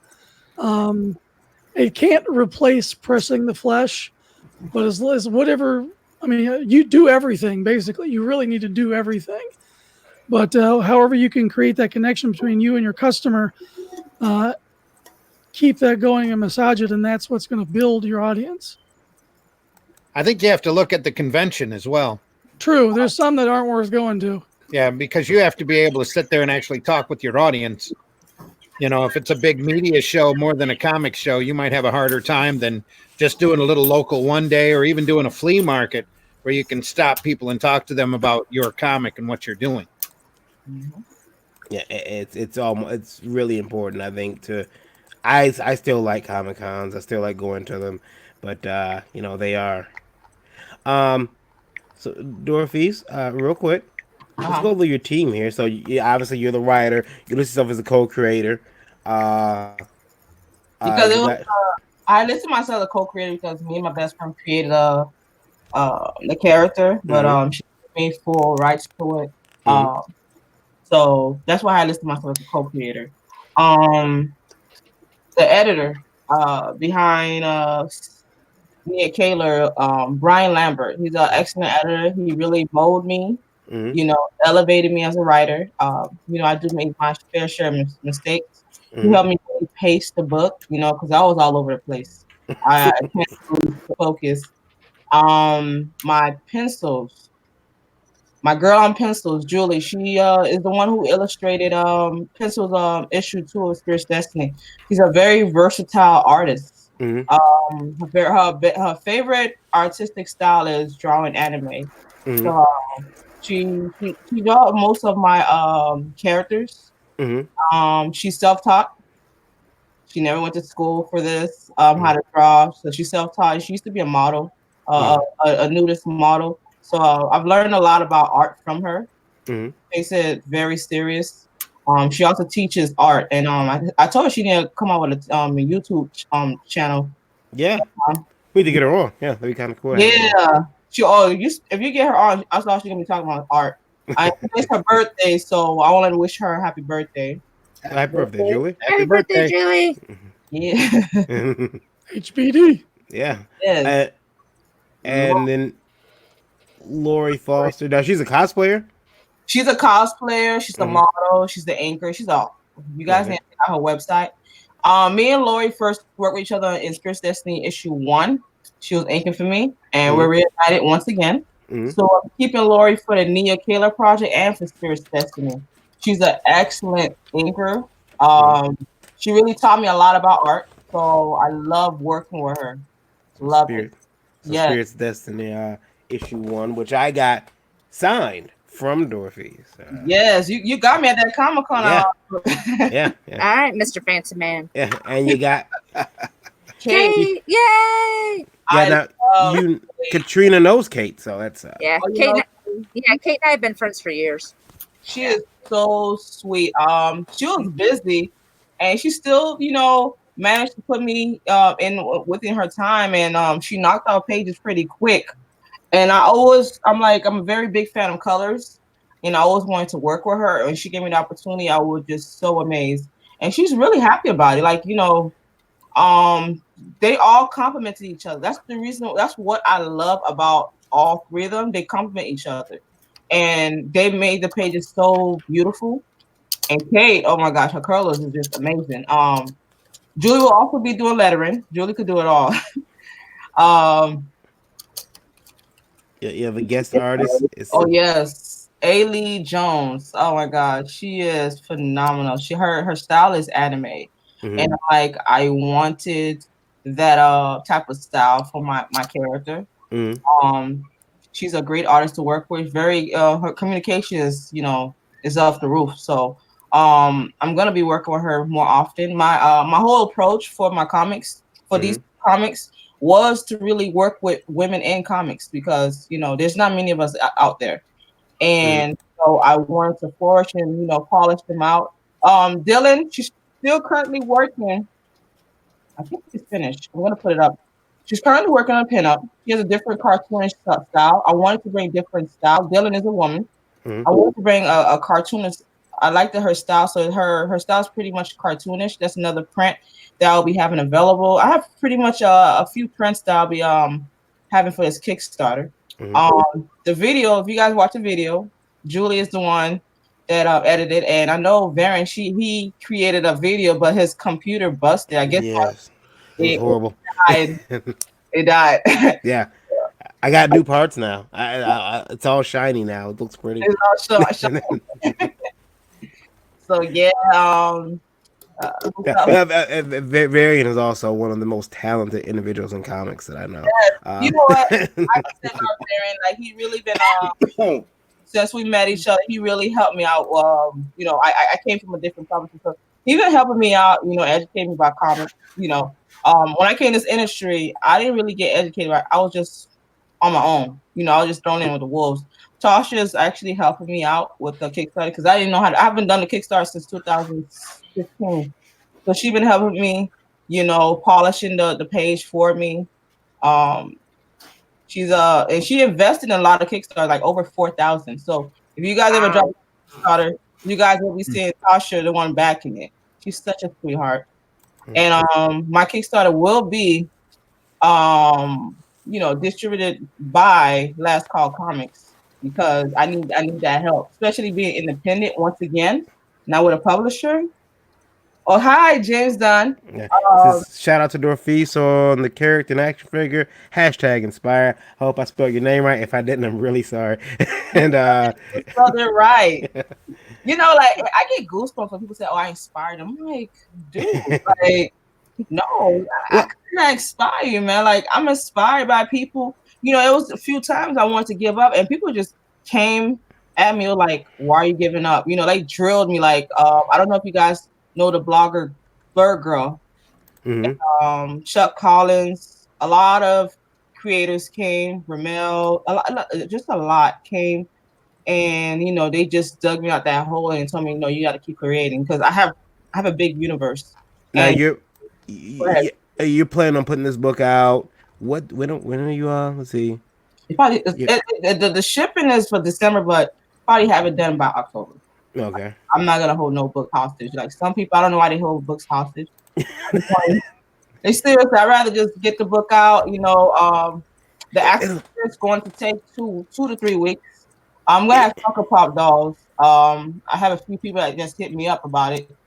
Julie's also doing the Funko Pop dolls, but I have a few people that actually can do it as well. So I don't want to put too much on her plate because I need her to focus on the pages. And now, Dorphise, people are going to, our listeners and watchers, they are a rowdy bunch. So by this time next week, we're gonna get all kind of messages. Now we're not gonna go into it too much, but you are back to doing your books. People are going to know, is Spirit coming back? Yes, at he some is. point? Yeah, Okay. let me tell you, like few people came to my inbox and was like, well, we're not waiting another year for Spirit. I'm like, no, I'm just gonna drop it in November. I'm Okay. gonna drop another Kickstarter in November. Okay. I'm telling you, I was so shocked for the first when I dropped Spirit in February. I didn't think I was gonna get that much backers, like over 300 backers. Yeah. And You did $8,000, right? I remember that campaign. Yeah, I was pushing it. I was with a publisher. I was pushing it. That's all I'm gonna say. And the creators, a lot of creators pushed it, and I'm so ever so grateful of them. And I'm like, I'm not gonna let them wait for issue 3. I'm just gonna keep going. And comics are so expensive, so I'm just gonna keep going along.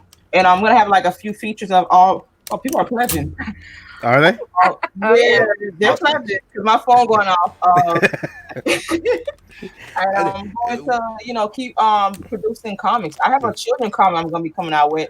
My son, he's special needs, and I want to actually come on a comic book, for children with special needs. And he's been bugging me about it. He's like, oh, mommy, I'm going to be a superhero. I say, I'm going to write it. I've been procrastinating because I want to make sure his story will be very appropriate.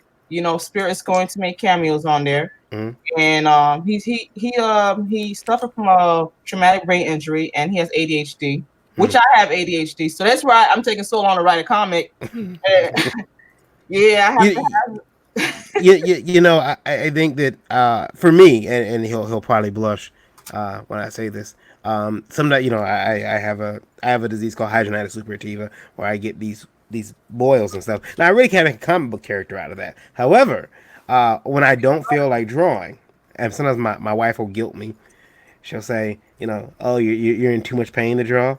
I bet you Erik's drawing, and I'm like, ugh. So I get up, and Erik, he's the only artist with scleroderma. Is it? Scleroderma. Yeah, you almost got it right. Yeah. He's the only artist with scleroderma, and look at my hands. Yeah. The horror. Range of motion decreased to 5%. What's the range of motion now? I got 5-10% of my normal function. I can basically clamp like a claw. That's about all I can do. But you still draw. So basically, what you need to do is watch how Erik Larson holds a pencil, and you'll figure out how to do it. Yeah, Erik Larson holds a pencil weird. But Erik's sitting there, he'll grab a pencil, he'll start drawing, and I'm looking I went to a Daytona Beach Comic-Con. I forgot the artist's name. Actually, legally blind. You have to actually use a microscope to actually draw. And I'm just watching him like, dude, how are you doing this? He said, I can't start this how to pay the bills. I'm like, man. Like, he's literally drawing in front of me. So I'm going to meet him again in Daytona Comic-Con. And he's awesome. He's so dope. And I'm trying to keep going to these cons. I got the approved for a pro badge at New York Comic Con. Wish I had got a table, but I'm going to be harassing everybody. I remember, and Dorphise, I remember again at MegaCon, there was a young lady. I'm not sure, was she an artist, Erik? She also suffered from scleroderma, and oh yeah, no, she wasn't an artist. She's a big fan though, and struck up a conversation, and she came back like 3 days in a row. Yeah, no, yeah. We talked all weekend. So, have you had that? I mean, because you've got like being Haitian, you got one of the few Haitian characters. Oh my gosh! Like the reaction that I get, because my family's from my parents are from Haiti, so the bad rep that we get from the media, like a few Haitians when they came up. Yeah, man, I just be, come like, you guys are always saying a bad rep, but whatever. You guys be vacationing there. But when they talk, they're like, oh my God, a Haitian superhero. I'm like, yeah, this is his first one. Like, it's not the first one, like, because they got, Dr. Voodoo and stuff. I'm like, it's the first Haitian American female superhero. I'm like, because they have Calypso. She's a villain, but, and I was like, yeah, I had to create one. I'm like, something that, involves, that represents me. And I put a little voodoo in there, but that's not part of all of our culture. That's part of the African culture, period. And everybody's favorite is the grandma. That's everybody's favorite. Do you have any pages? I don't have them pulled up, and the reason why I don't is because I don't have anywhere safe to store them on the cloud yet to pull them up for this broadcast. Yeah, because I'll send you some pages through Facebook Messenger. Then people will see what I'm talking about. But I might be able to put them up that way. Yeah, the grandma is one of the backbone of the story, and she's the illustration of my my grandma who passed away 6 years ago. And I was like, I need to create someone that involves her. She was strong. She raised over 10 kids, and she had over 20 grandchildren. And we brought her to America. She thought the TV was talking to her when she first got here. I'm like, Grandma, no. So she never saw television. So when she got here, she was spooked of everything. She was so scared. And she stayed here for like 6 years, and she told us that she don't want to die here. She want to die in Haiti. So we sent her to Haiti, and that's when after a year, she passed away talking to my mom on the phone. And I was like, at least I got to meet her. Yeah. And I have her in my story, and she's one of the favorite characters right now. And I'm pretty grateful for that, because I would not even, I wouldn't think she would be the favorite. I thought, Spirit would be, but everybody like, oh, I love Grandma. Well, has that ever happened to any of you guys? I mean, Randy with Spank the Monkey, you Spank and his brother, Shock. Which one do you prefer writing, Spank or Shock? They work off of each other equally. Yeah.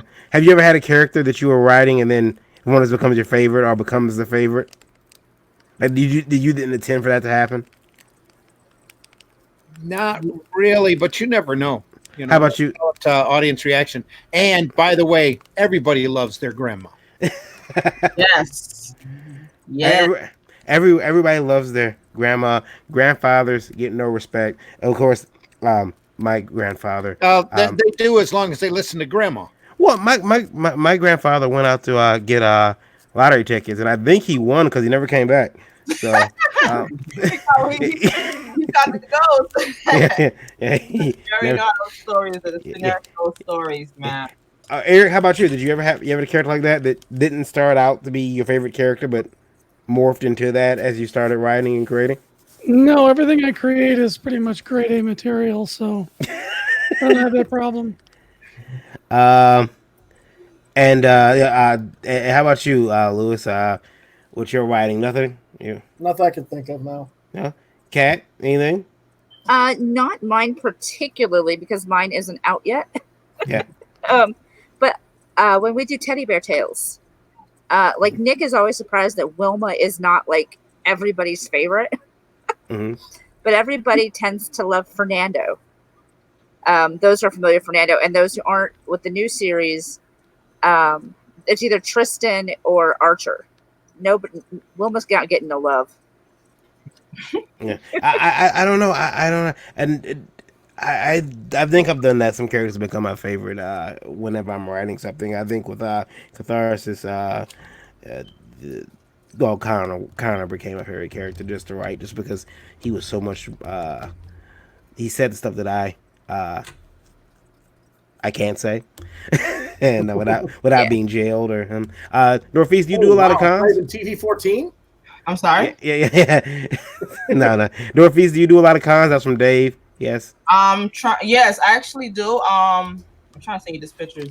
I have a con that I got in Miami, August 30th and 29th and 30th. No, 31st and the 1st.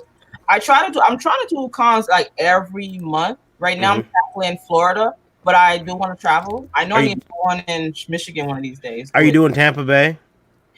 No, I didn't even get the spot. Like, I was so disappointed.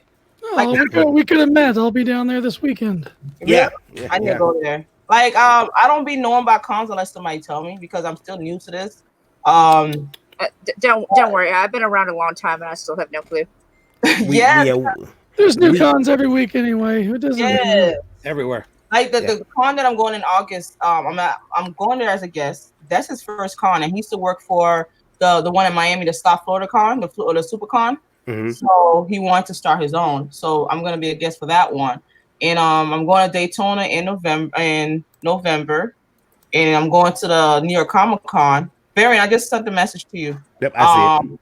As a pro badge, so I'm just going to be there. That's really cool. Saturating all the information, learning. I'm still learning. Like, I'm always willing to learn. Nobody can know so much about comics. So there's some art there from grandma. You see how she's drawn? This is the way my grandma used to dress up when she came from Haiti, just like that. Mm-hmm. That's beautiful. Yeah, Julie did everything. This is her. My grandma was a prayer. She used to pray a lot, and she was really soft on us. This is Spirit. This is older Spirit and younger Spirit. Like when you read the book, you understand what's going on. I wanted to just show the beautiful pages. Mm-hmm. That's the father with the dreads. If you read issue 1, Varian, you could see that he got the same hair color. Yeah, you need to read issue 2. I need to go get that to you. Yeah. But their relationship is very toxic. Go ahead and drop the other one. And this page right here is where I introduce the 3 books that if you can do a close up. As you can see the third panel, Nick Killer's right there. Then I have Victory and I have Nora. Victory, one thing I could tell you about her, she's actually teamed up with one of my African albino heroes. Right now, albinos are being hunted like they're animals. They're human beings. They're being hunted before organ trafficking. So that's one of my series is going to be about. Nora is one of my Muslim characters. I'm waiting for a Muslim editor to help me out because her story is very intense and dark. She's going against the grain of her, her religious because they're pacifists. So I made it very dark. So I'm waiting to get I want to make sure I don't offend anybody. And you can see Nick Killer's right there. So I did that on purpose to let people know that they have a series coming up too. Because everybody keep asking me like, why do you have these 3 in the back? I'm like, yeah, because I have a series I'm working on with each of them. And I got Mia, so. Well, you just have to get a sensitivity reader at some point. We make jokes about sensitivity readers, but Varian, get her in touch with Rob Anderson down there in Florida, because he's building a network of mostly Florida-based indie creators to try to get panels and stuff at cons, and she can meet up with him at Daytona because I know he'll be there. Okay. Yes, I love Rob. You already know him? Yes, I really know him. He's been working a lot on these cons. I'm sorry. Joke with it that she knows. I'm joking with you. I said I'm sorry that you know Rob. I'm just joking. I'm joking. Rob's a good guy. Yeah. I met Rob at the Orlando the MegaCon. That's where I met Varian at. I didn't even know it was Varian until he said, "Please." I'm like, because I was walking around because it was my first time. That was my first time at a Comic-Con, and I went there, and I went there for the experience. I sold all my books though, but I had fun, and I met both of them there. And you were tabling with Catherine. I'm gonna kill her last name. Kalamaya. Yeah. I don't know how to say her last name. Now, well, let me see here. Now, what we'll do, because I gotta get I gotta get Scott back in here. But no problem. We want to definitely keep a look and keep an eye on your Kickstarter. Also, because I have personal interest in it. Personal vested interest in your Well, I'm gonna put out there for future Kickstarters. Oh, actually, this one just launched, so we could actually still do it. We can spotlight this over on Gigarama. Get that out there. We do a weekly Kickstarter spotlight, so we can definitely put this one out there. And then if you if you do end up doing, like a special needs type style book, get in touch with me. I have a special needs son too. Awesome. Let's do it. And let's. And I would actually be willing to just like donate my time. Okay. Let's do it. Because we're trying to do like a team of special needs children, and for this comic book series, So I'm down with that. I'm gonna add you on Facebook because hopefully I don't know why I have 5,000 people, but I have 5,000, but I'm always missing that one. Yes. All right. I really enjoyed my time. Thank you for coming on. We're going to have you back, especially as the book gets closer to launch. And, of course, because it's my channel, I'll keep pimping it out as much as I possibly can till we crush that 20. We're going to go over 2,500. I'm calling it right now.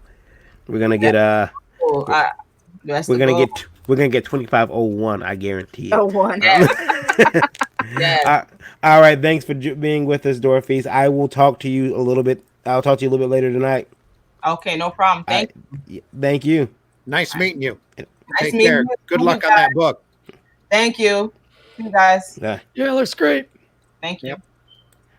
All right, let's see. We'll talk more about it later. Yeah. Yes. I thought I seen Scott back, but no, we still got feet. I thought is he using the bathroom? Okay. Well, here's what we're gonna do. We are going to start my favorite part of the show. Oh, the wheel. The wheel of destiny. Yes. Can't be destiny. What about a wheel of fish? Wheel of fish. So here we go. Oh, red snapper, very tasty. All right, are you guys ready? No, but go ahead anyway. I'm on the wheel. By the way, this time. Oh, boy. Yeah. Well, we're just gonna do this. Okay, I'm ready. Yeah.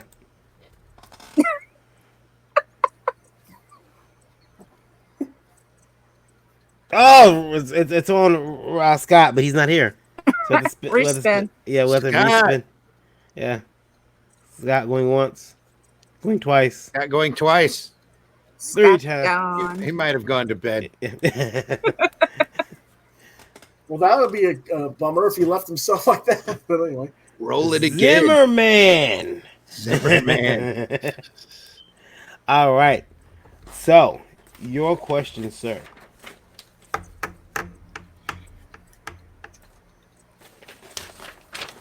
What you gonna do, brother? Yeah. What you gonna do, brother? Who you gonna call? Okay. So, you, sir, these questions are usually about the comic industry, hypothetical questions. Sure. And it's unfortunately they're based on real life situations that are happening. Uh-oh. So,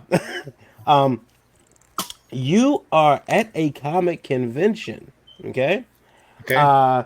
It's day 2, and you have just discovered that your neighbor, okay, is selling stolen works, stolen prints, from some people that you know, especially. All right. So he set up next to Color World. Sorry. Inside baseball.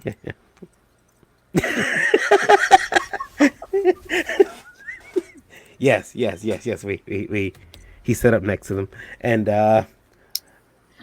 do you take pictures of some of your buddies that have been affected? Absolutely. Yeah. Yep. Do you engage with them and tell them, hey, you guys are thieves? Yeah, I tell them exactly what I'm doing. Mm. Hey, you can't be doing this. What do you think you're doing? Take those down. I would even, depending upon the pictures and how much and, what they were doing, even go tell the management of the con. Get the guy buzzed. That's very nice of you, sir. That's very nice of you. Yeah, because I do it. I would do the same thing, but I'm not gonna engage them because, No, I'd want to engage them. I'd want to take some pictures. Yeah. Then you just send it to the, offensive party. If the offensive party isn't already at the con, if he's at the con, I'd run and grab him, bring him in, and say, "Hey, look at this. They got your shit." All right. That's the only that's only the proper thing to do in my mind. Hey, the feet have been replaced by a face. Yeah. I am now returned. Okay. So here we go. What's your question? Got all the paperwork done. That's Yeah. Phew. His question was first, and he wasn't here. Why don't we just have him do the next one? Okay. All right. Okay. All right. Yeah, Scott, you were the first one on the wheel, but now you're back. So you missed the wheel, buddy. Yeah. Oh, awesome. Spin the wheel, baby. Oh, we're gonna ask you because it landed on you first, and you weren't here, so we gave it to Randy. But so your next question, sir. I say the really juicy ones for Lewis. I'm just kidding. No, I don't do that. Juicy. So, okay. So your question is: you walk into a Comic-Con, okay? You set up. Well, actually, you arrive at the show. You notice that there are no tables. You inquire about tables. They say we're gonna bring them to you. Don't worry. They come over to they come over to your spot. They deliver the tables, the chairs. You normally have what? 2 tables at the show? Yeah. 2 tables. They give you 2 chairs. You have a great weekend. On Sunday when you walk into the show, there's a note for you. You pick that note up and you notice that it is a bill. It is a bill for $2,000 for the table rental and the chair rental. What you gonna do? And your time begins now. $2,000 freaking dollars. The hell? God. This better come with some perks like crazy. I know when. All right. Yeah. First of all, I lose my freaking mind. What I do. I think my very first act, aside from just swinging wildly and knocking out anybody within arm's reach of me, is I go seek out the show manager ASAP and wave it in his face and say, I think you better have a pretty good excuse for this, because if you don't, I'm going to return it to you, and I'm not going to return it to you in the upper portion of your body.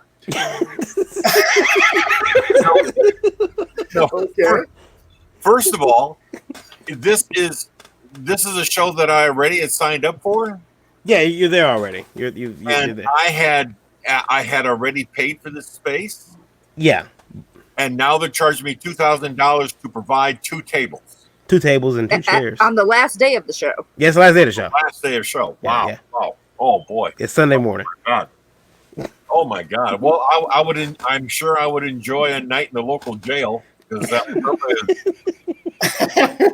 somebody's losing some teeth. I don't know who it is, but that's insane. That's insane. I mean, you'd have to. I mean, I'm not about to take my checkbook out and write a $2,000 check. Not that I could, but God, are you kidding? $2,000. That actually happened. Yes, that happened. Was that at a Reed Pop show? It was. Yes, it was. Was it a real bill from the real convention people? Yes, it was. $2,000 for 2 tables. 2,000, a little bit more than 2,000, but a little north of 2,000. That's why when we do Reed Pop shows, we drive to Walmart and spend $35.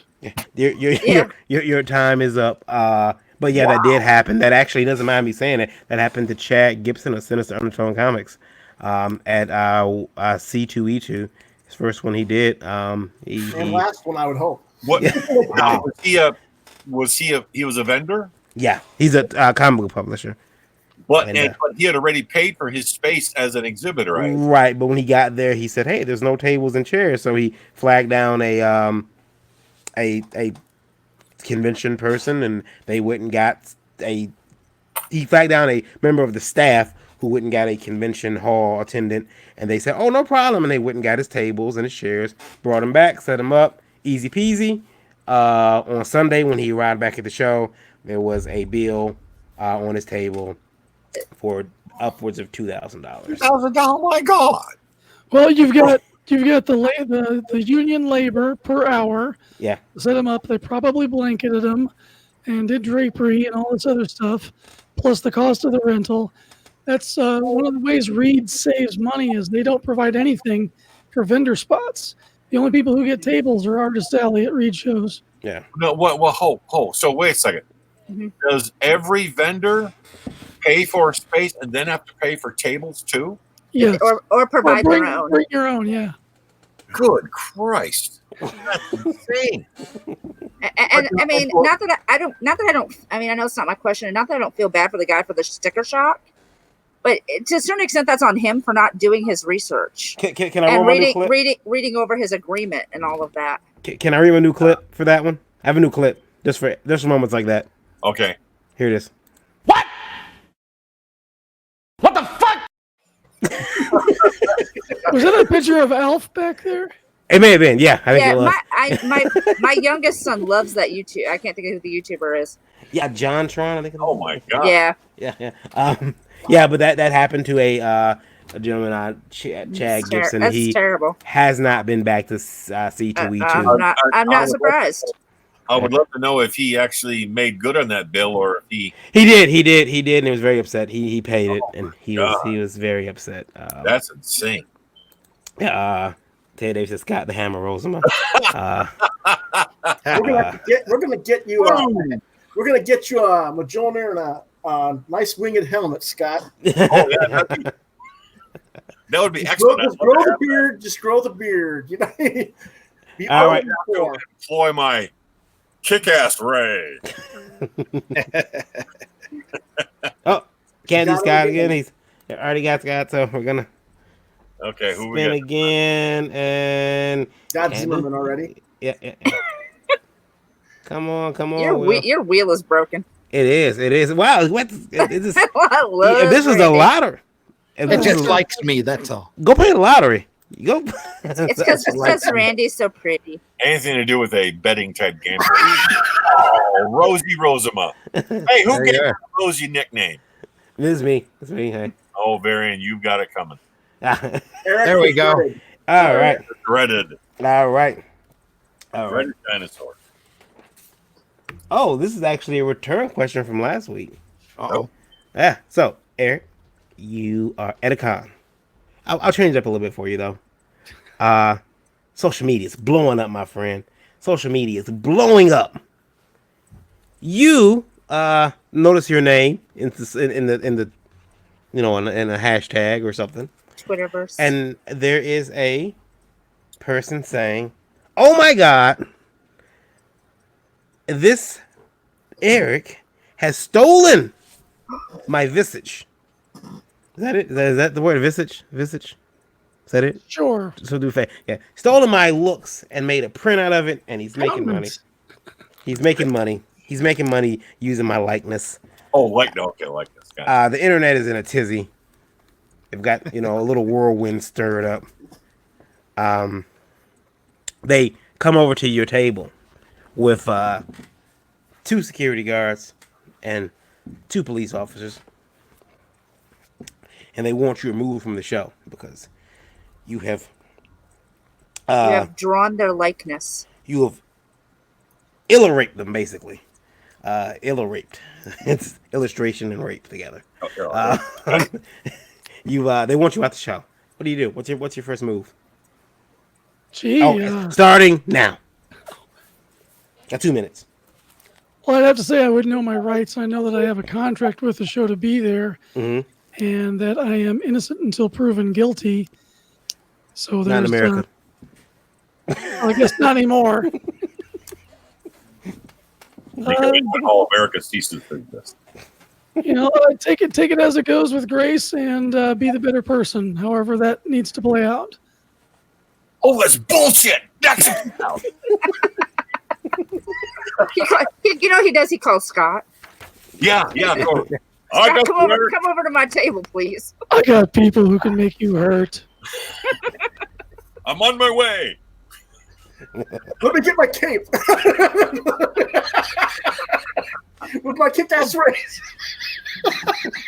Kick-ass ray. Too loud and too clear. Oh, God.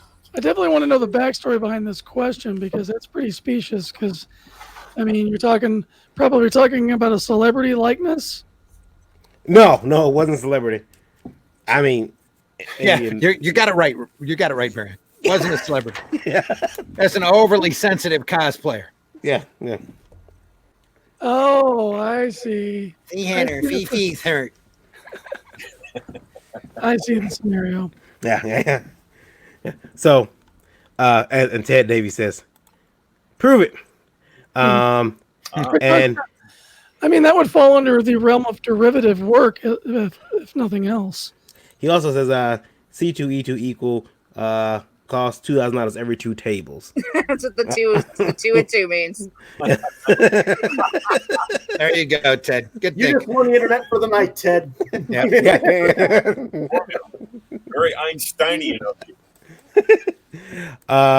Let's see here. Now, that was your time, sir. All right, let's go back to the wheel.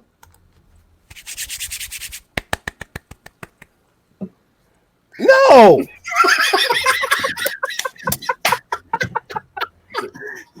Hey, it's me. All right, sweet. Oh, Varian. Variant. All right. Yeah. There you go. Variant. All right. How come you don't have a nickname? Well, variant is. It It does say variant. Okay. I've been calling him Vagrant since I met him, so. Yeah. Move along. Off you go. Okay. So, mine is. Okay. So. He's cherry picking when he wants to answer. Yeah, I should. All the good Now. ones. Okay. So, okay. You are at your table at a convention. Someone walks up to you and decides. They open your book up. They look at it. They decide they don't like it. They hawk up a big loogie, spit it right in the book, close it, toss it, flip it down on my table, and flip my table over. I heard about this. This actually happened. Yeah. And walk away. What's wrong with people? What am I gonna do? Starting now. Knock some teeth out. I'm probably going to jail. You're there. I don't think anybody on this panel would not be in jail after that. Yeah, I don't think so either. I wouldn't be in jail because my first reaction would probably be to cry. See, I'll cry in jail. And then everybody around me will be mad, and they'll all go to jail on my behalf. $5, please. It was $5 when they spit in my book. Public backup. Not even that's destruction of property. I'd subdue the guy. Yeah, that's a security whoever issue. turned it over. I'd just grab him and throw him to the ground and sit on him. Tell him to yell at him for security. Yeah, I'm probably going to jail. I'm gonna jump up. I'm gonna probably if attack. that leads to jail, then it's jail. You know. Yeah, oh gosh, I missed it somehow. I got the question. Missed the question. I'm sorry. The question is someone came, opened my book up at the table, spit in it, closed the book, tossed it at me, then flipped my table over and walked off. I'm whooping their ass. They're catching these hands. Definitely we're whipping ass. Okay. Yeah. I'm whooping ass. Well, right. First off, I should rephrase that. The minute that he's being spit on, since my father's probably at the station with me, he's going to run him over with his 3-wheel chair. I will start whooping the guy's ass right after I declare. Oh hell no!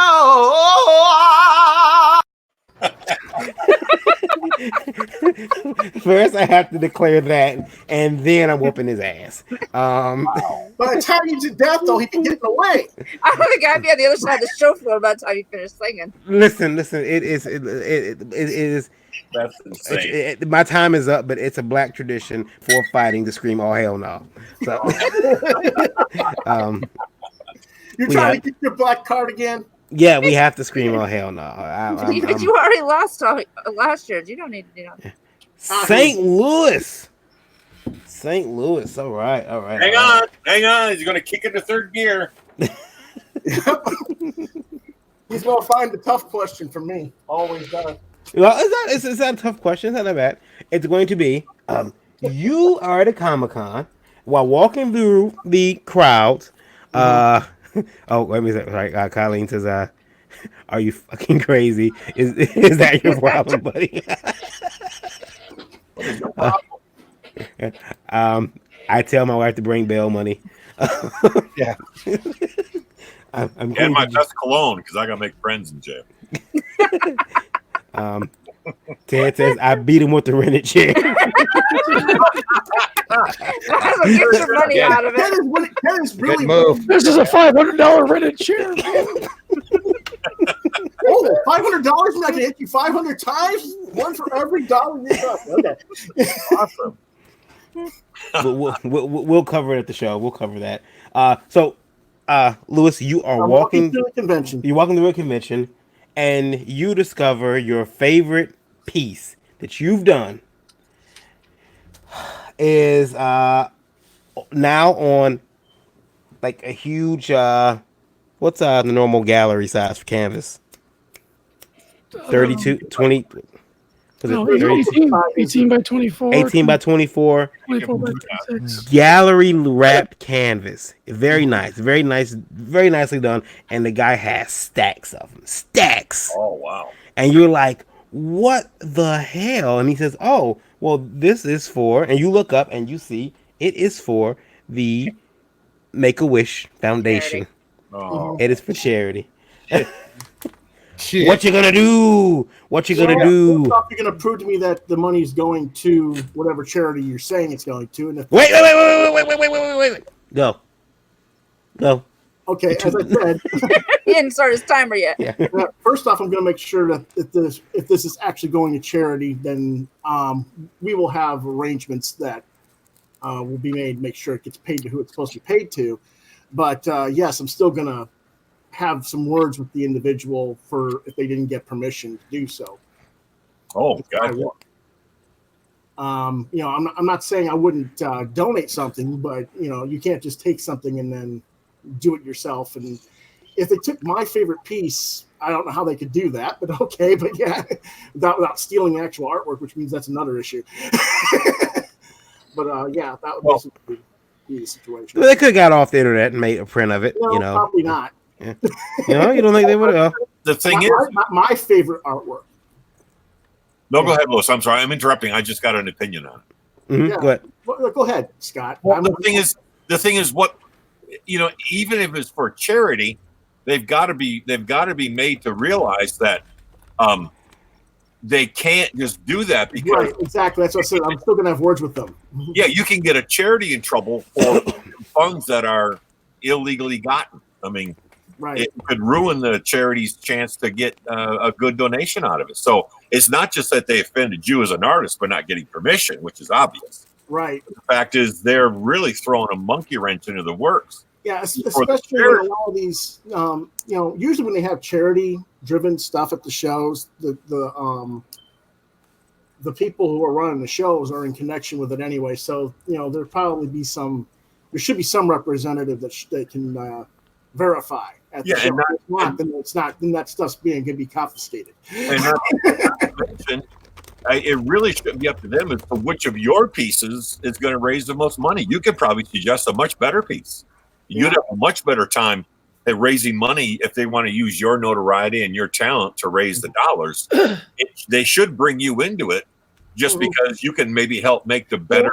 The situation that Varian's describing is probably because it's a fraud. It's probably not charity. They're saying it's for charity, but it's probably not. And that's what I'm saying. They're wearing a charity beard. Yeah. The charity angle is correct. Now, if it is a fraud, obviously they need to go down. No doubt. Right. Exactly. The senator from St. Louis is out of time. Yep. You yield your time back to the floor. Yeah. They need to go down regardless. Yeah. Yeah. Yeah, it doesn't matter what the charity's for if they did it without your permission. Piracy is piracy. All of a sudden, I own a bunch of prints. Yeah. That's what that would be. And I'd say, thanks for printing those off for me. Maybe I'll give something to Make-A-Wish. I don't know. Mm-hmm. There's a great video online with where William Stout and his agent are confronting that very situation at a big show somewhere, probably in California. Mm. Yeah. And they had taken some of Bill's wonderful dinosaur work, and they'd made these prints and everything unbeknownst to him, and they just, I mean, they tried to get away with it. They were, swearing they had the rights to it and all that, and Bill's sitting there right there saying, "No, you don't. I didn't give you any permission." And it's a great video. And Bill's agent just reamed him a new one. It was awesome. We have one more question. We have one quote. We actually have two questions left because I had planned on giving Dorphise one, but I can't get more than 6 people in here at a time. So, Katrina, choose 1 or 2. B. B? You should have taken C. Would have been easier. 1 or 2. 2. 2. Okay. Well, 2 is actually one that's straight up for females, but this happened to a booth girl of mine. Okay, you are at a comic convention. Shocking. Yeah. You're for some reason you're standing in front of your table. Maybe you're walking through the convention or you're doing an interview when a customer, an attendee of the show, is walking through. Maybe he's dressed in a Deadpool costume, so something's already up. And he says something's going down. He says, "High five." He goes for the high five. You high five him. His hand goes around this way. And he, by doing that, taps your private area. Oh, with a little giggle. He screams out "cooter" when he does this. What do you do? Starting now. Do I get to return the favor? You can do anything you want. And it won't be gentle if I return the favor. Wow. No, I'm very much, come on, respect people. Mm-hmm. And that's definitely, the Deadpool costume too doesn't even shock me. I've known some Deadpool cosplayers who are just like that. They think because they're in costume they can do anything. And they have the Yeah, and I mean, the reality was it would become a security issue. Security would be notified. They would be removed. Because but I mean, if they do it to me, they're going to do it to somebody else. If they haven't already. If they haven't already. Yeah. These guys who do this, and I say guys because this is specifically a guy in the question, they're not going to stop with one person. It's an ongoing issue with them, and they just need to not be there. Mm. All right. Well, I like the fact that your answer just isn't cloaked in your personal offense. Yeah, you're thinking a little bit bigger, a little more of the social ramifications of it. Mm-hmm. Yeah. And that's not only a right answer. That's a extensive answer. It's also, and you're right. I mean, that's it's for the sake of everybody that somebody like that's got to be out. Yeah. And not just out by security, but like police. I will give it to her there. She's maintaining her cool. She hasn't hit anybody yet. The girl that it happened to in my booth was livid. So yeah, that happened at your booth. Yeah, one of my booth girls. In the early going, I used to have several booth girls. Erik might remember that. I used to bring 3 or 4 booth girls with me. Why didn't you give them the Varian body slam? Varian was on the other. Varian wasn't even at the table. I was. I came at the table. Now the last question we have, I'm gonna give everybody 30 seconds to answer, since I want to hear everybody's opinion on it, except for mine. But we need to be quick. We're pressing 11:30. Yeah. You sign a agreement to have your work printed by a printer, who's able to they pay you, maybe a couple $100 to be able to run off prints of yours. They're gonna do it in a media that you can't maybe do maybe they're gonna do what's it called, Erik, when the art changes when you move it? Is it lenticular? Maybe they can do lenticular prints, and you're interested in having that, so you license. They give you money, and they also give you some lenticular prints so you can sell them. Okay, this deal comes to an end. You're like, okay, guys, deal's over. Let's move ahead. Let's move forward. They say, okay, yeah, well, we still got a bunch of your prints that we have to sell, though. And you're like, okay, guys, well, how many do you have? Oh, we've got thousands. Well, guys, I need you to, liquidate those thousands or something. In the meantime, because they won't stop selling your work, you end up losing losing some business. You end up losing you lose a deal with HBO for one of their art books. Your indie cover work has dried up, and you see the people at the show, and their answer to you is get a lawyer, get a lawyer, get a lawyer. Wow. What do? Are you lawyering up, or are you I would have already gotten the lawyer. I just think Louis just pops in with Superman. I'm getting a lawyer. It's kind of weird to see Superman logo drop down. I'm getting a lawyer. No, I've already got my lawyer. My lawyer's already addressed it and probably accounted for those prints. And the prints are either in my possession or they're destroyed, one or the other. How about you, Erik? Yeah, there's nothing else much you can do. It's like, I think once you know there's some shady business actions going on, you definitely lawyer up and make the authorities known what's going on. You could just punch Bayer in his mouth. Scott, what do you do? I'd also get the show to get him kicked out. Yeah.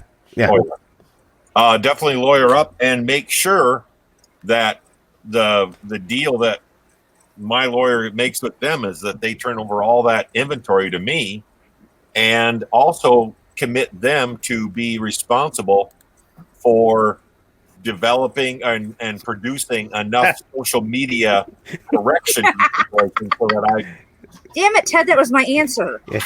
Ted says he's gonna spit in the prints and flip a table. But that's what I would do. Make sure that they completely do right by me to correct not just the money part of it, but to make sure the reputation is as reinstated as possible. Yeah, and you want to reinstate for those deals you just lost, because I mean you got kicked out the HBO art book, and you've been losing cover art. So at that point, with that kind of situation, money's the least of it. Yeah. It's your standing within the creative community that you need repaired, and make sure that that's not all that damaged. Yeah, because that's far more valuable down the road than any money on the moment. And Randy, what are you doing? Exactly what Scott said. Exactly what Scott said. Same thing. Yeah. And were you finished? Yeah. Okay. Katrina? First of all, when did I learn to draw? All you got to do is draw with your other hand. You're good. I got some unknown skills that I have yet to develop, apparently. It's amazing. I'm gonna go. The guys have got this, but in the spirit of fun, I'm gonna hire Ted to come spin on the prints and flip a table for me. Whip out that kick-ass Ray. All right, everybody, real quick, so before we can end this and be off the air as promised, where can we find your work, your stores, and what do you got coming up next? We'll start first with Erik, Mr. Dreaded Dinosaur. Erik, tell us where we can find you at online and where we can buy some of your wonderful artwork. I am at Dreaded Dinosaur and most social media outlets, and you can find my work at Tampa Bay Comic Con this weekend. That's right. He's going to Tampa Bay. He's going to make the trip to Buku bucks. Buku bucks and better weather. I'm hoping to see the beach and an ocean finally and get rent money, but I'll sell it for Buku. Where are you centered out of, Erik? I'm in Detroit, Point. Southeast quarter. Okay. And another Michigander. Yep. Awesome. Louis? Well, you can find my artwork and art book at louisbrightraven.storeenvy.com, at deviantart.com, at Louis Bright-Raven, and Louis Bright-Raven on Facebook. All right, Katrina, where can we find you don't have any artwork, but you have services available, editing services. If you want to see my really sad artwork, follow me on Instagram. You can see my terrible bullet journal sketches. They're horrible, but they make me happy. For everything else, You can. My website is lifewithkatie.com. You can find writing recipes and all my services pages there. If you're looking to hire me, as you know, hire me, please. I can't get rid of that until I have like way more clients. If I have time to breathe, I need more clients. Mm-hmm. Otherwise, if you're looking for comic reviews and geeky stuff, geekorama.net. Fan page, at geekorama.net. Everything Geekorama is at geekorama.net. Instagram, Facebook, Twitter. My personal stuff, most of it's at Katrina Roets, except my Instagram, which is at Life with Katie. All right.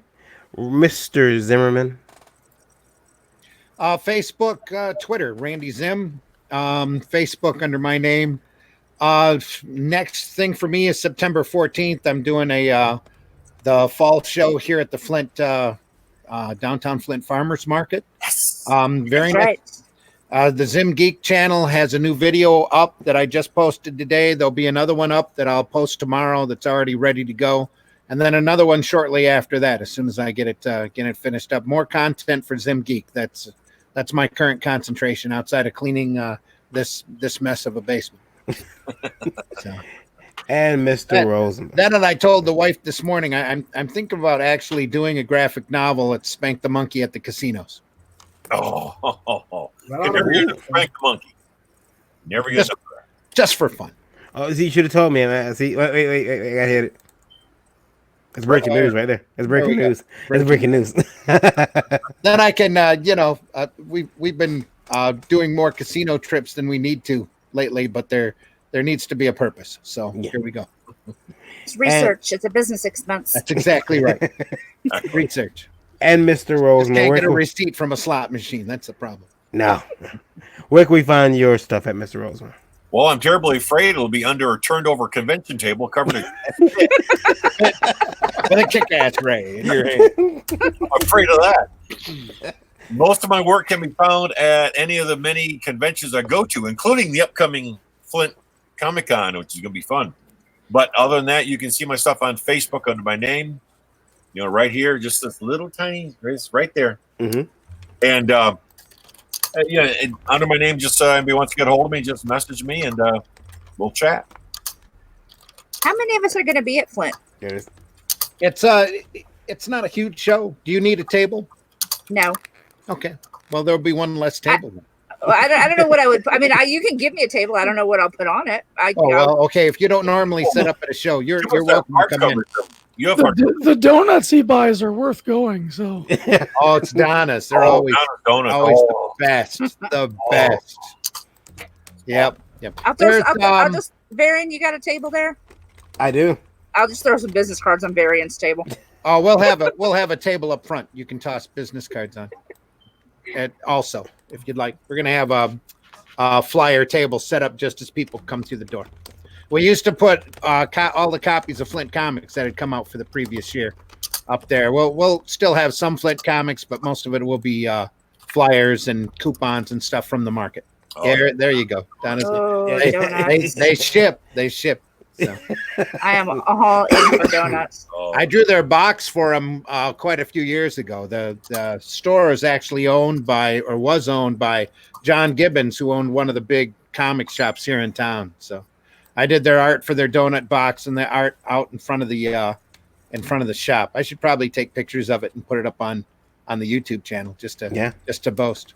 Here's some more commercial comic work or cartoon work I did. I like to boast Randy was on the Treehouse Masters on for Discovery Channel. You could see me if you didn't blink. I like boasting. My work was on the whole episode though. Nature's Superheroes. That's the name of the episode. Oh yeah, it's a great connection to the wildlife. It was a lot of fun. That's another video coming up where I'm going to show off the nature trail here pretty quick on the Zim Geek channel. And of course, I am Varian Grant. You can find me on Twitter at kid_V, as well as my personal Facebook. Everywhere. Also, Last Call Comics on social media and Indie Vault here. Contact us at Indie Vault. If you have any wrestling things you want to talk about, indie wrestling, Mr. Bright-Raven is your man. You can reach him at wrestling@indievault.com. It's true, and Varian, you still need to get the last 3 or 4 articles posted. I do. Oh, I'm dragging ass, out. man. Oh, somebody's behind. I'm dragging ass, man. I'm just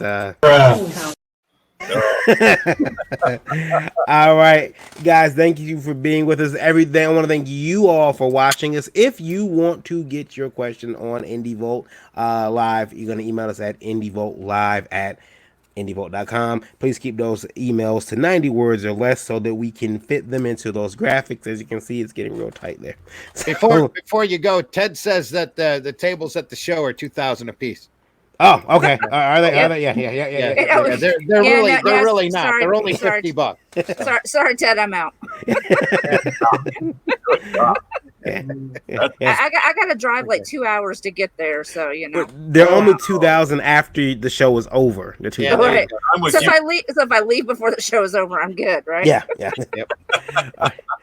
Everybody, thank you for watching. We appreciate it. We'll see you back here every Tuesday at 9 o'clock. And you can catch Indie Vote Breakfast Buzz at 9 a.m. every Thursday. We'll see you guys then. All right. We'll see yous.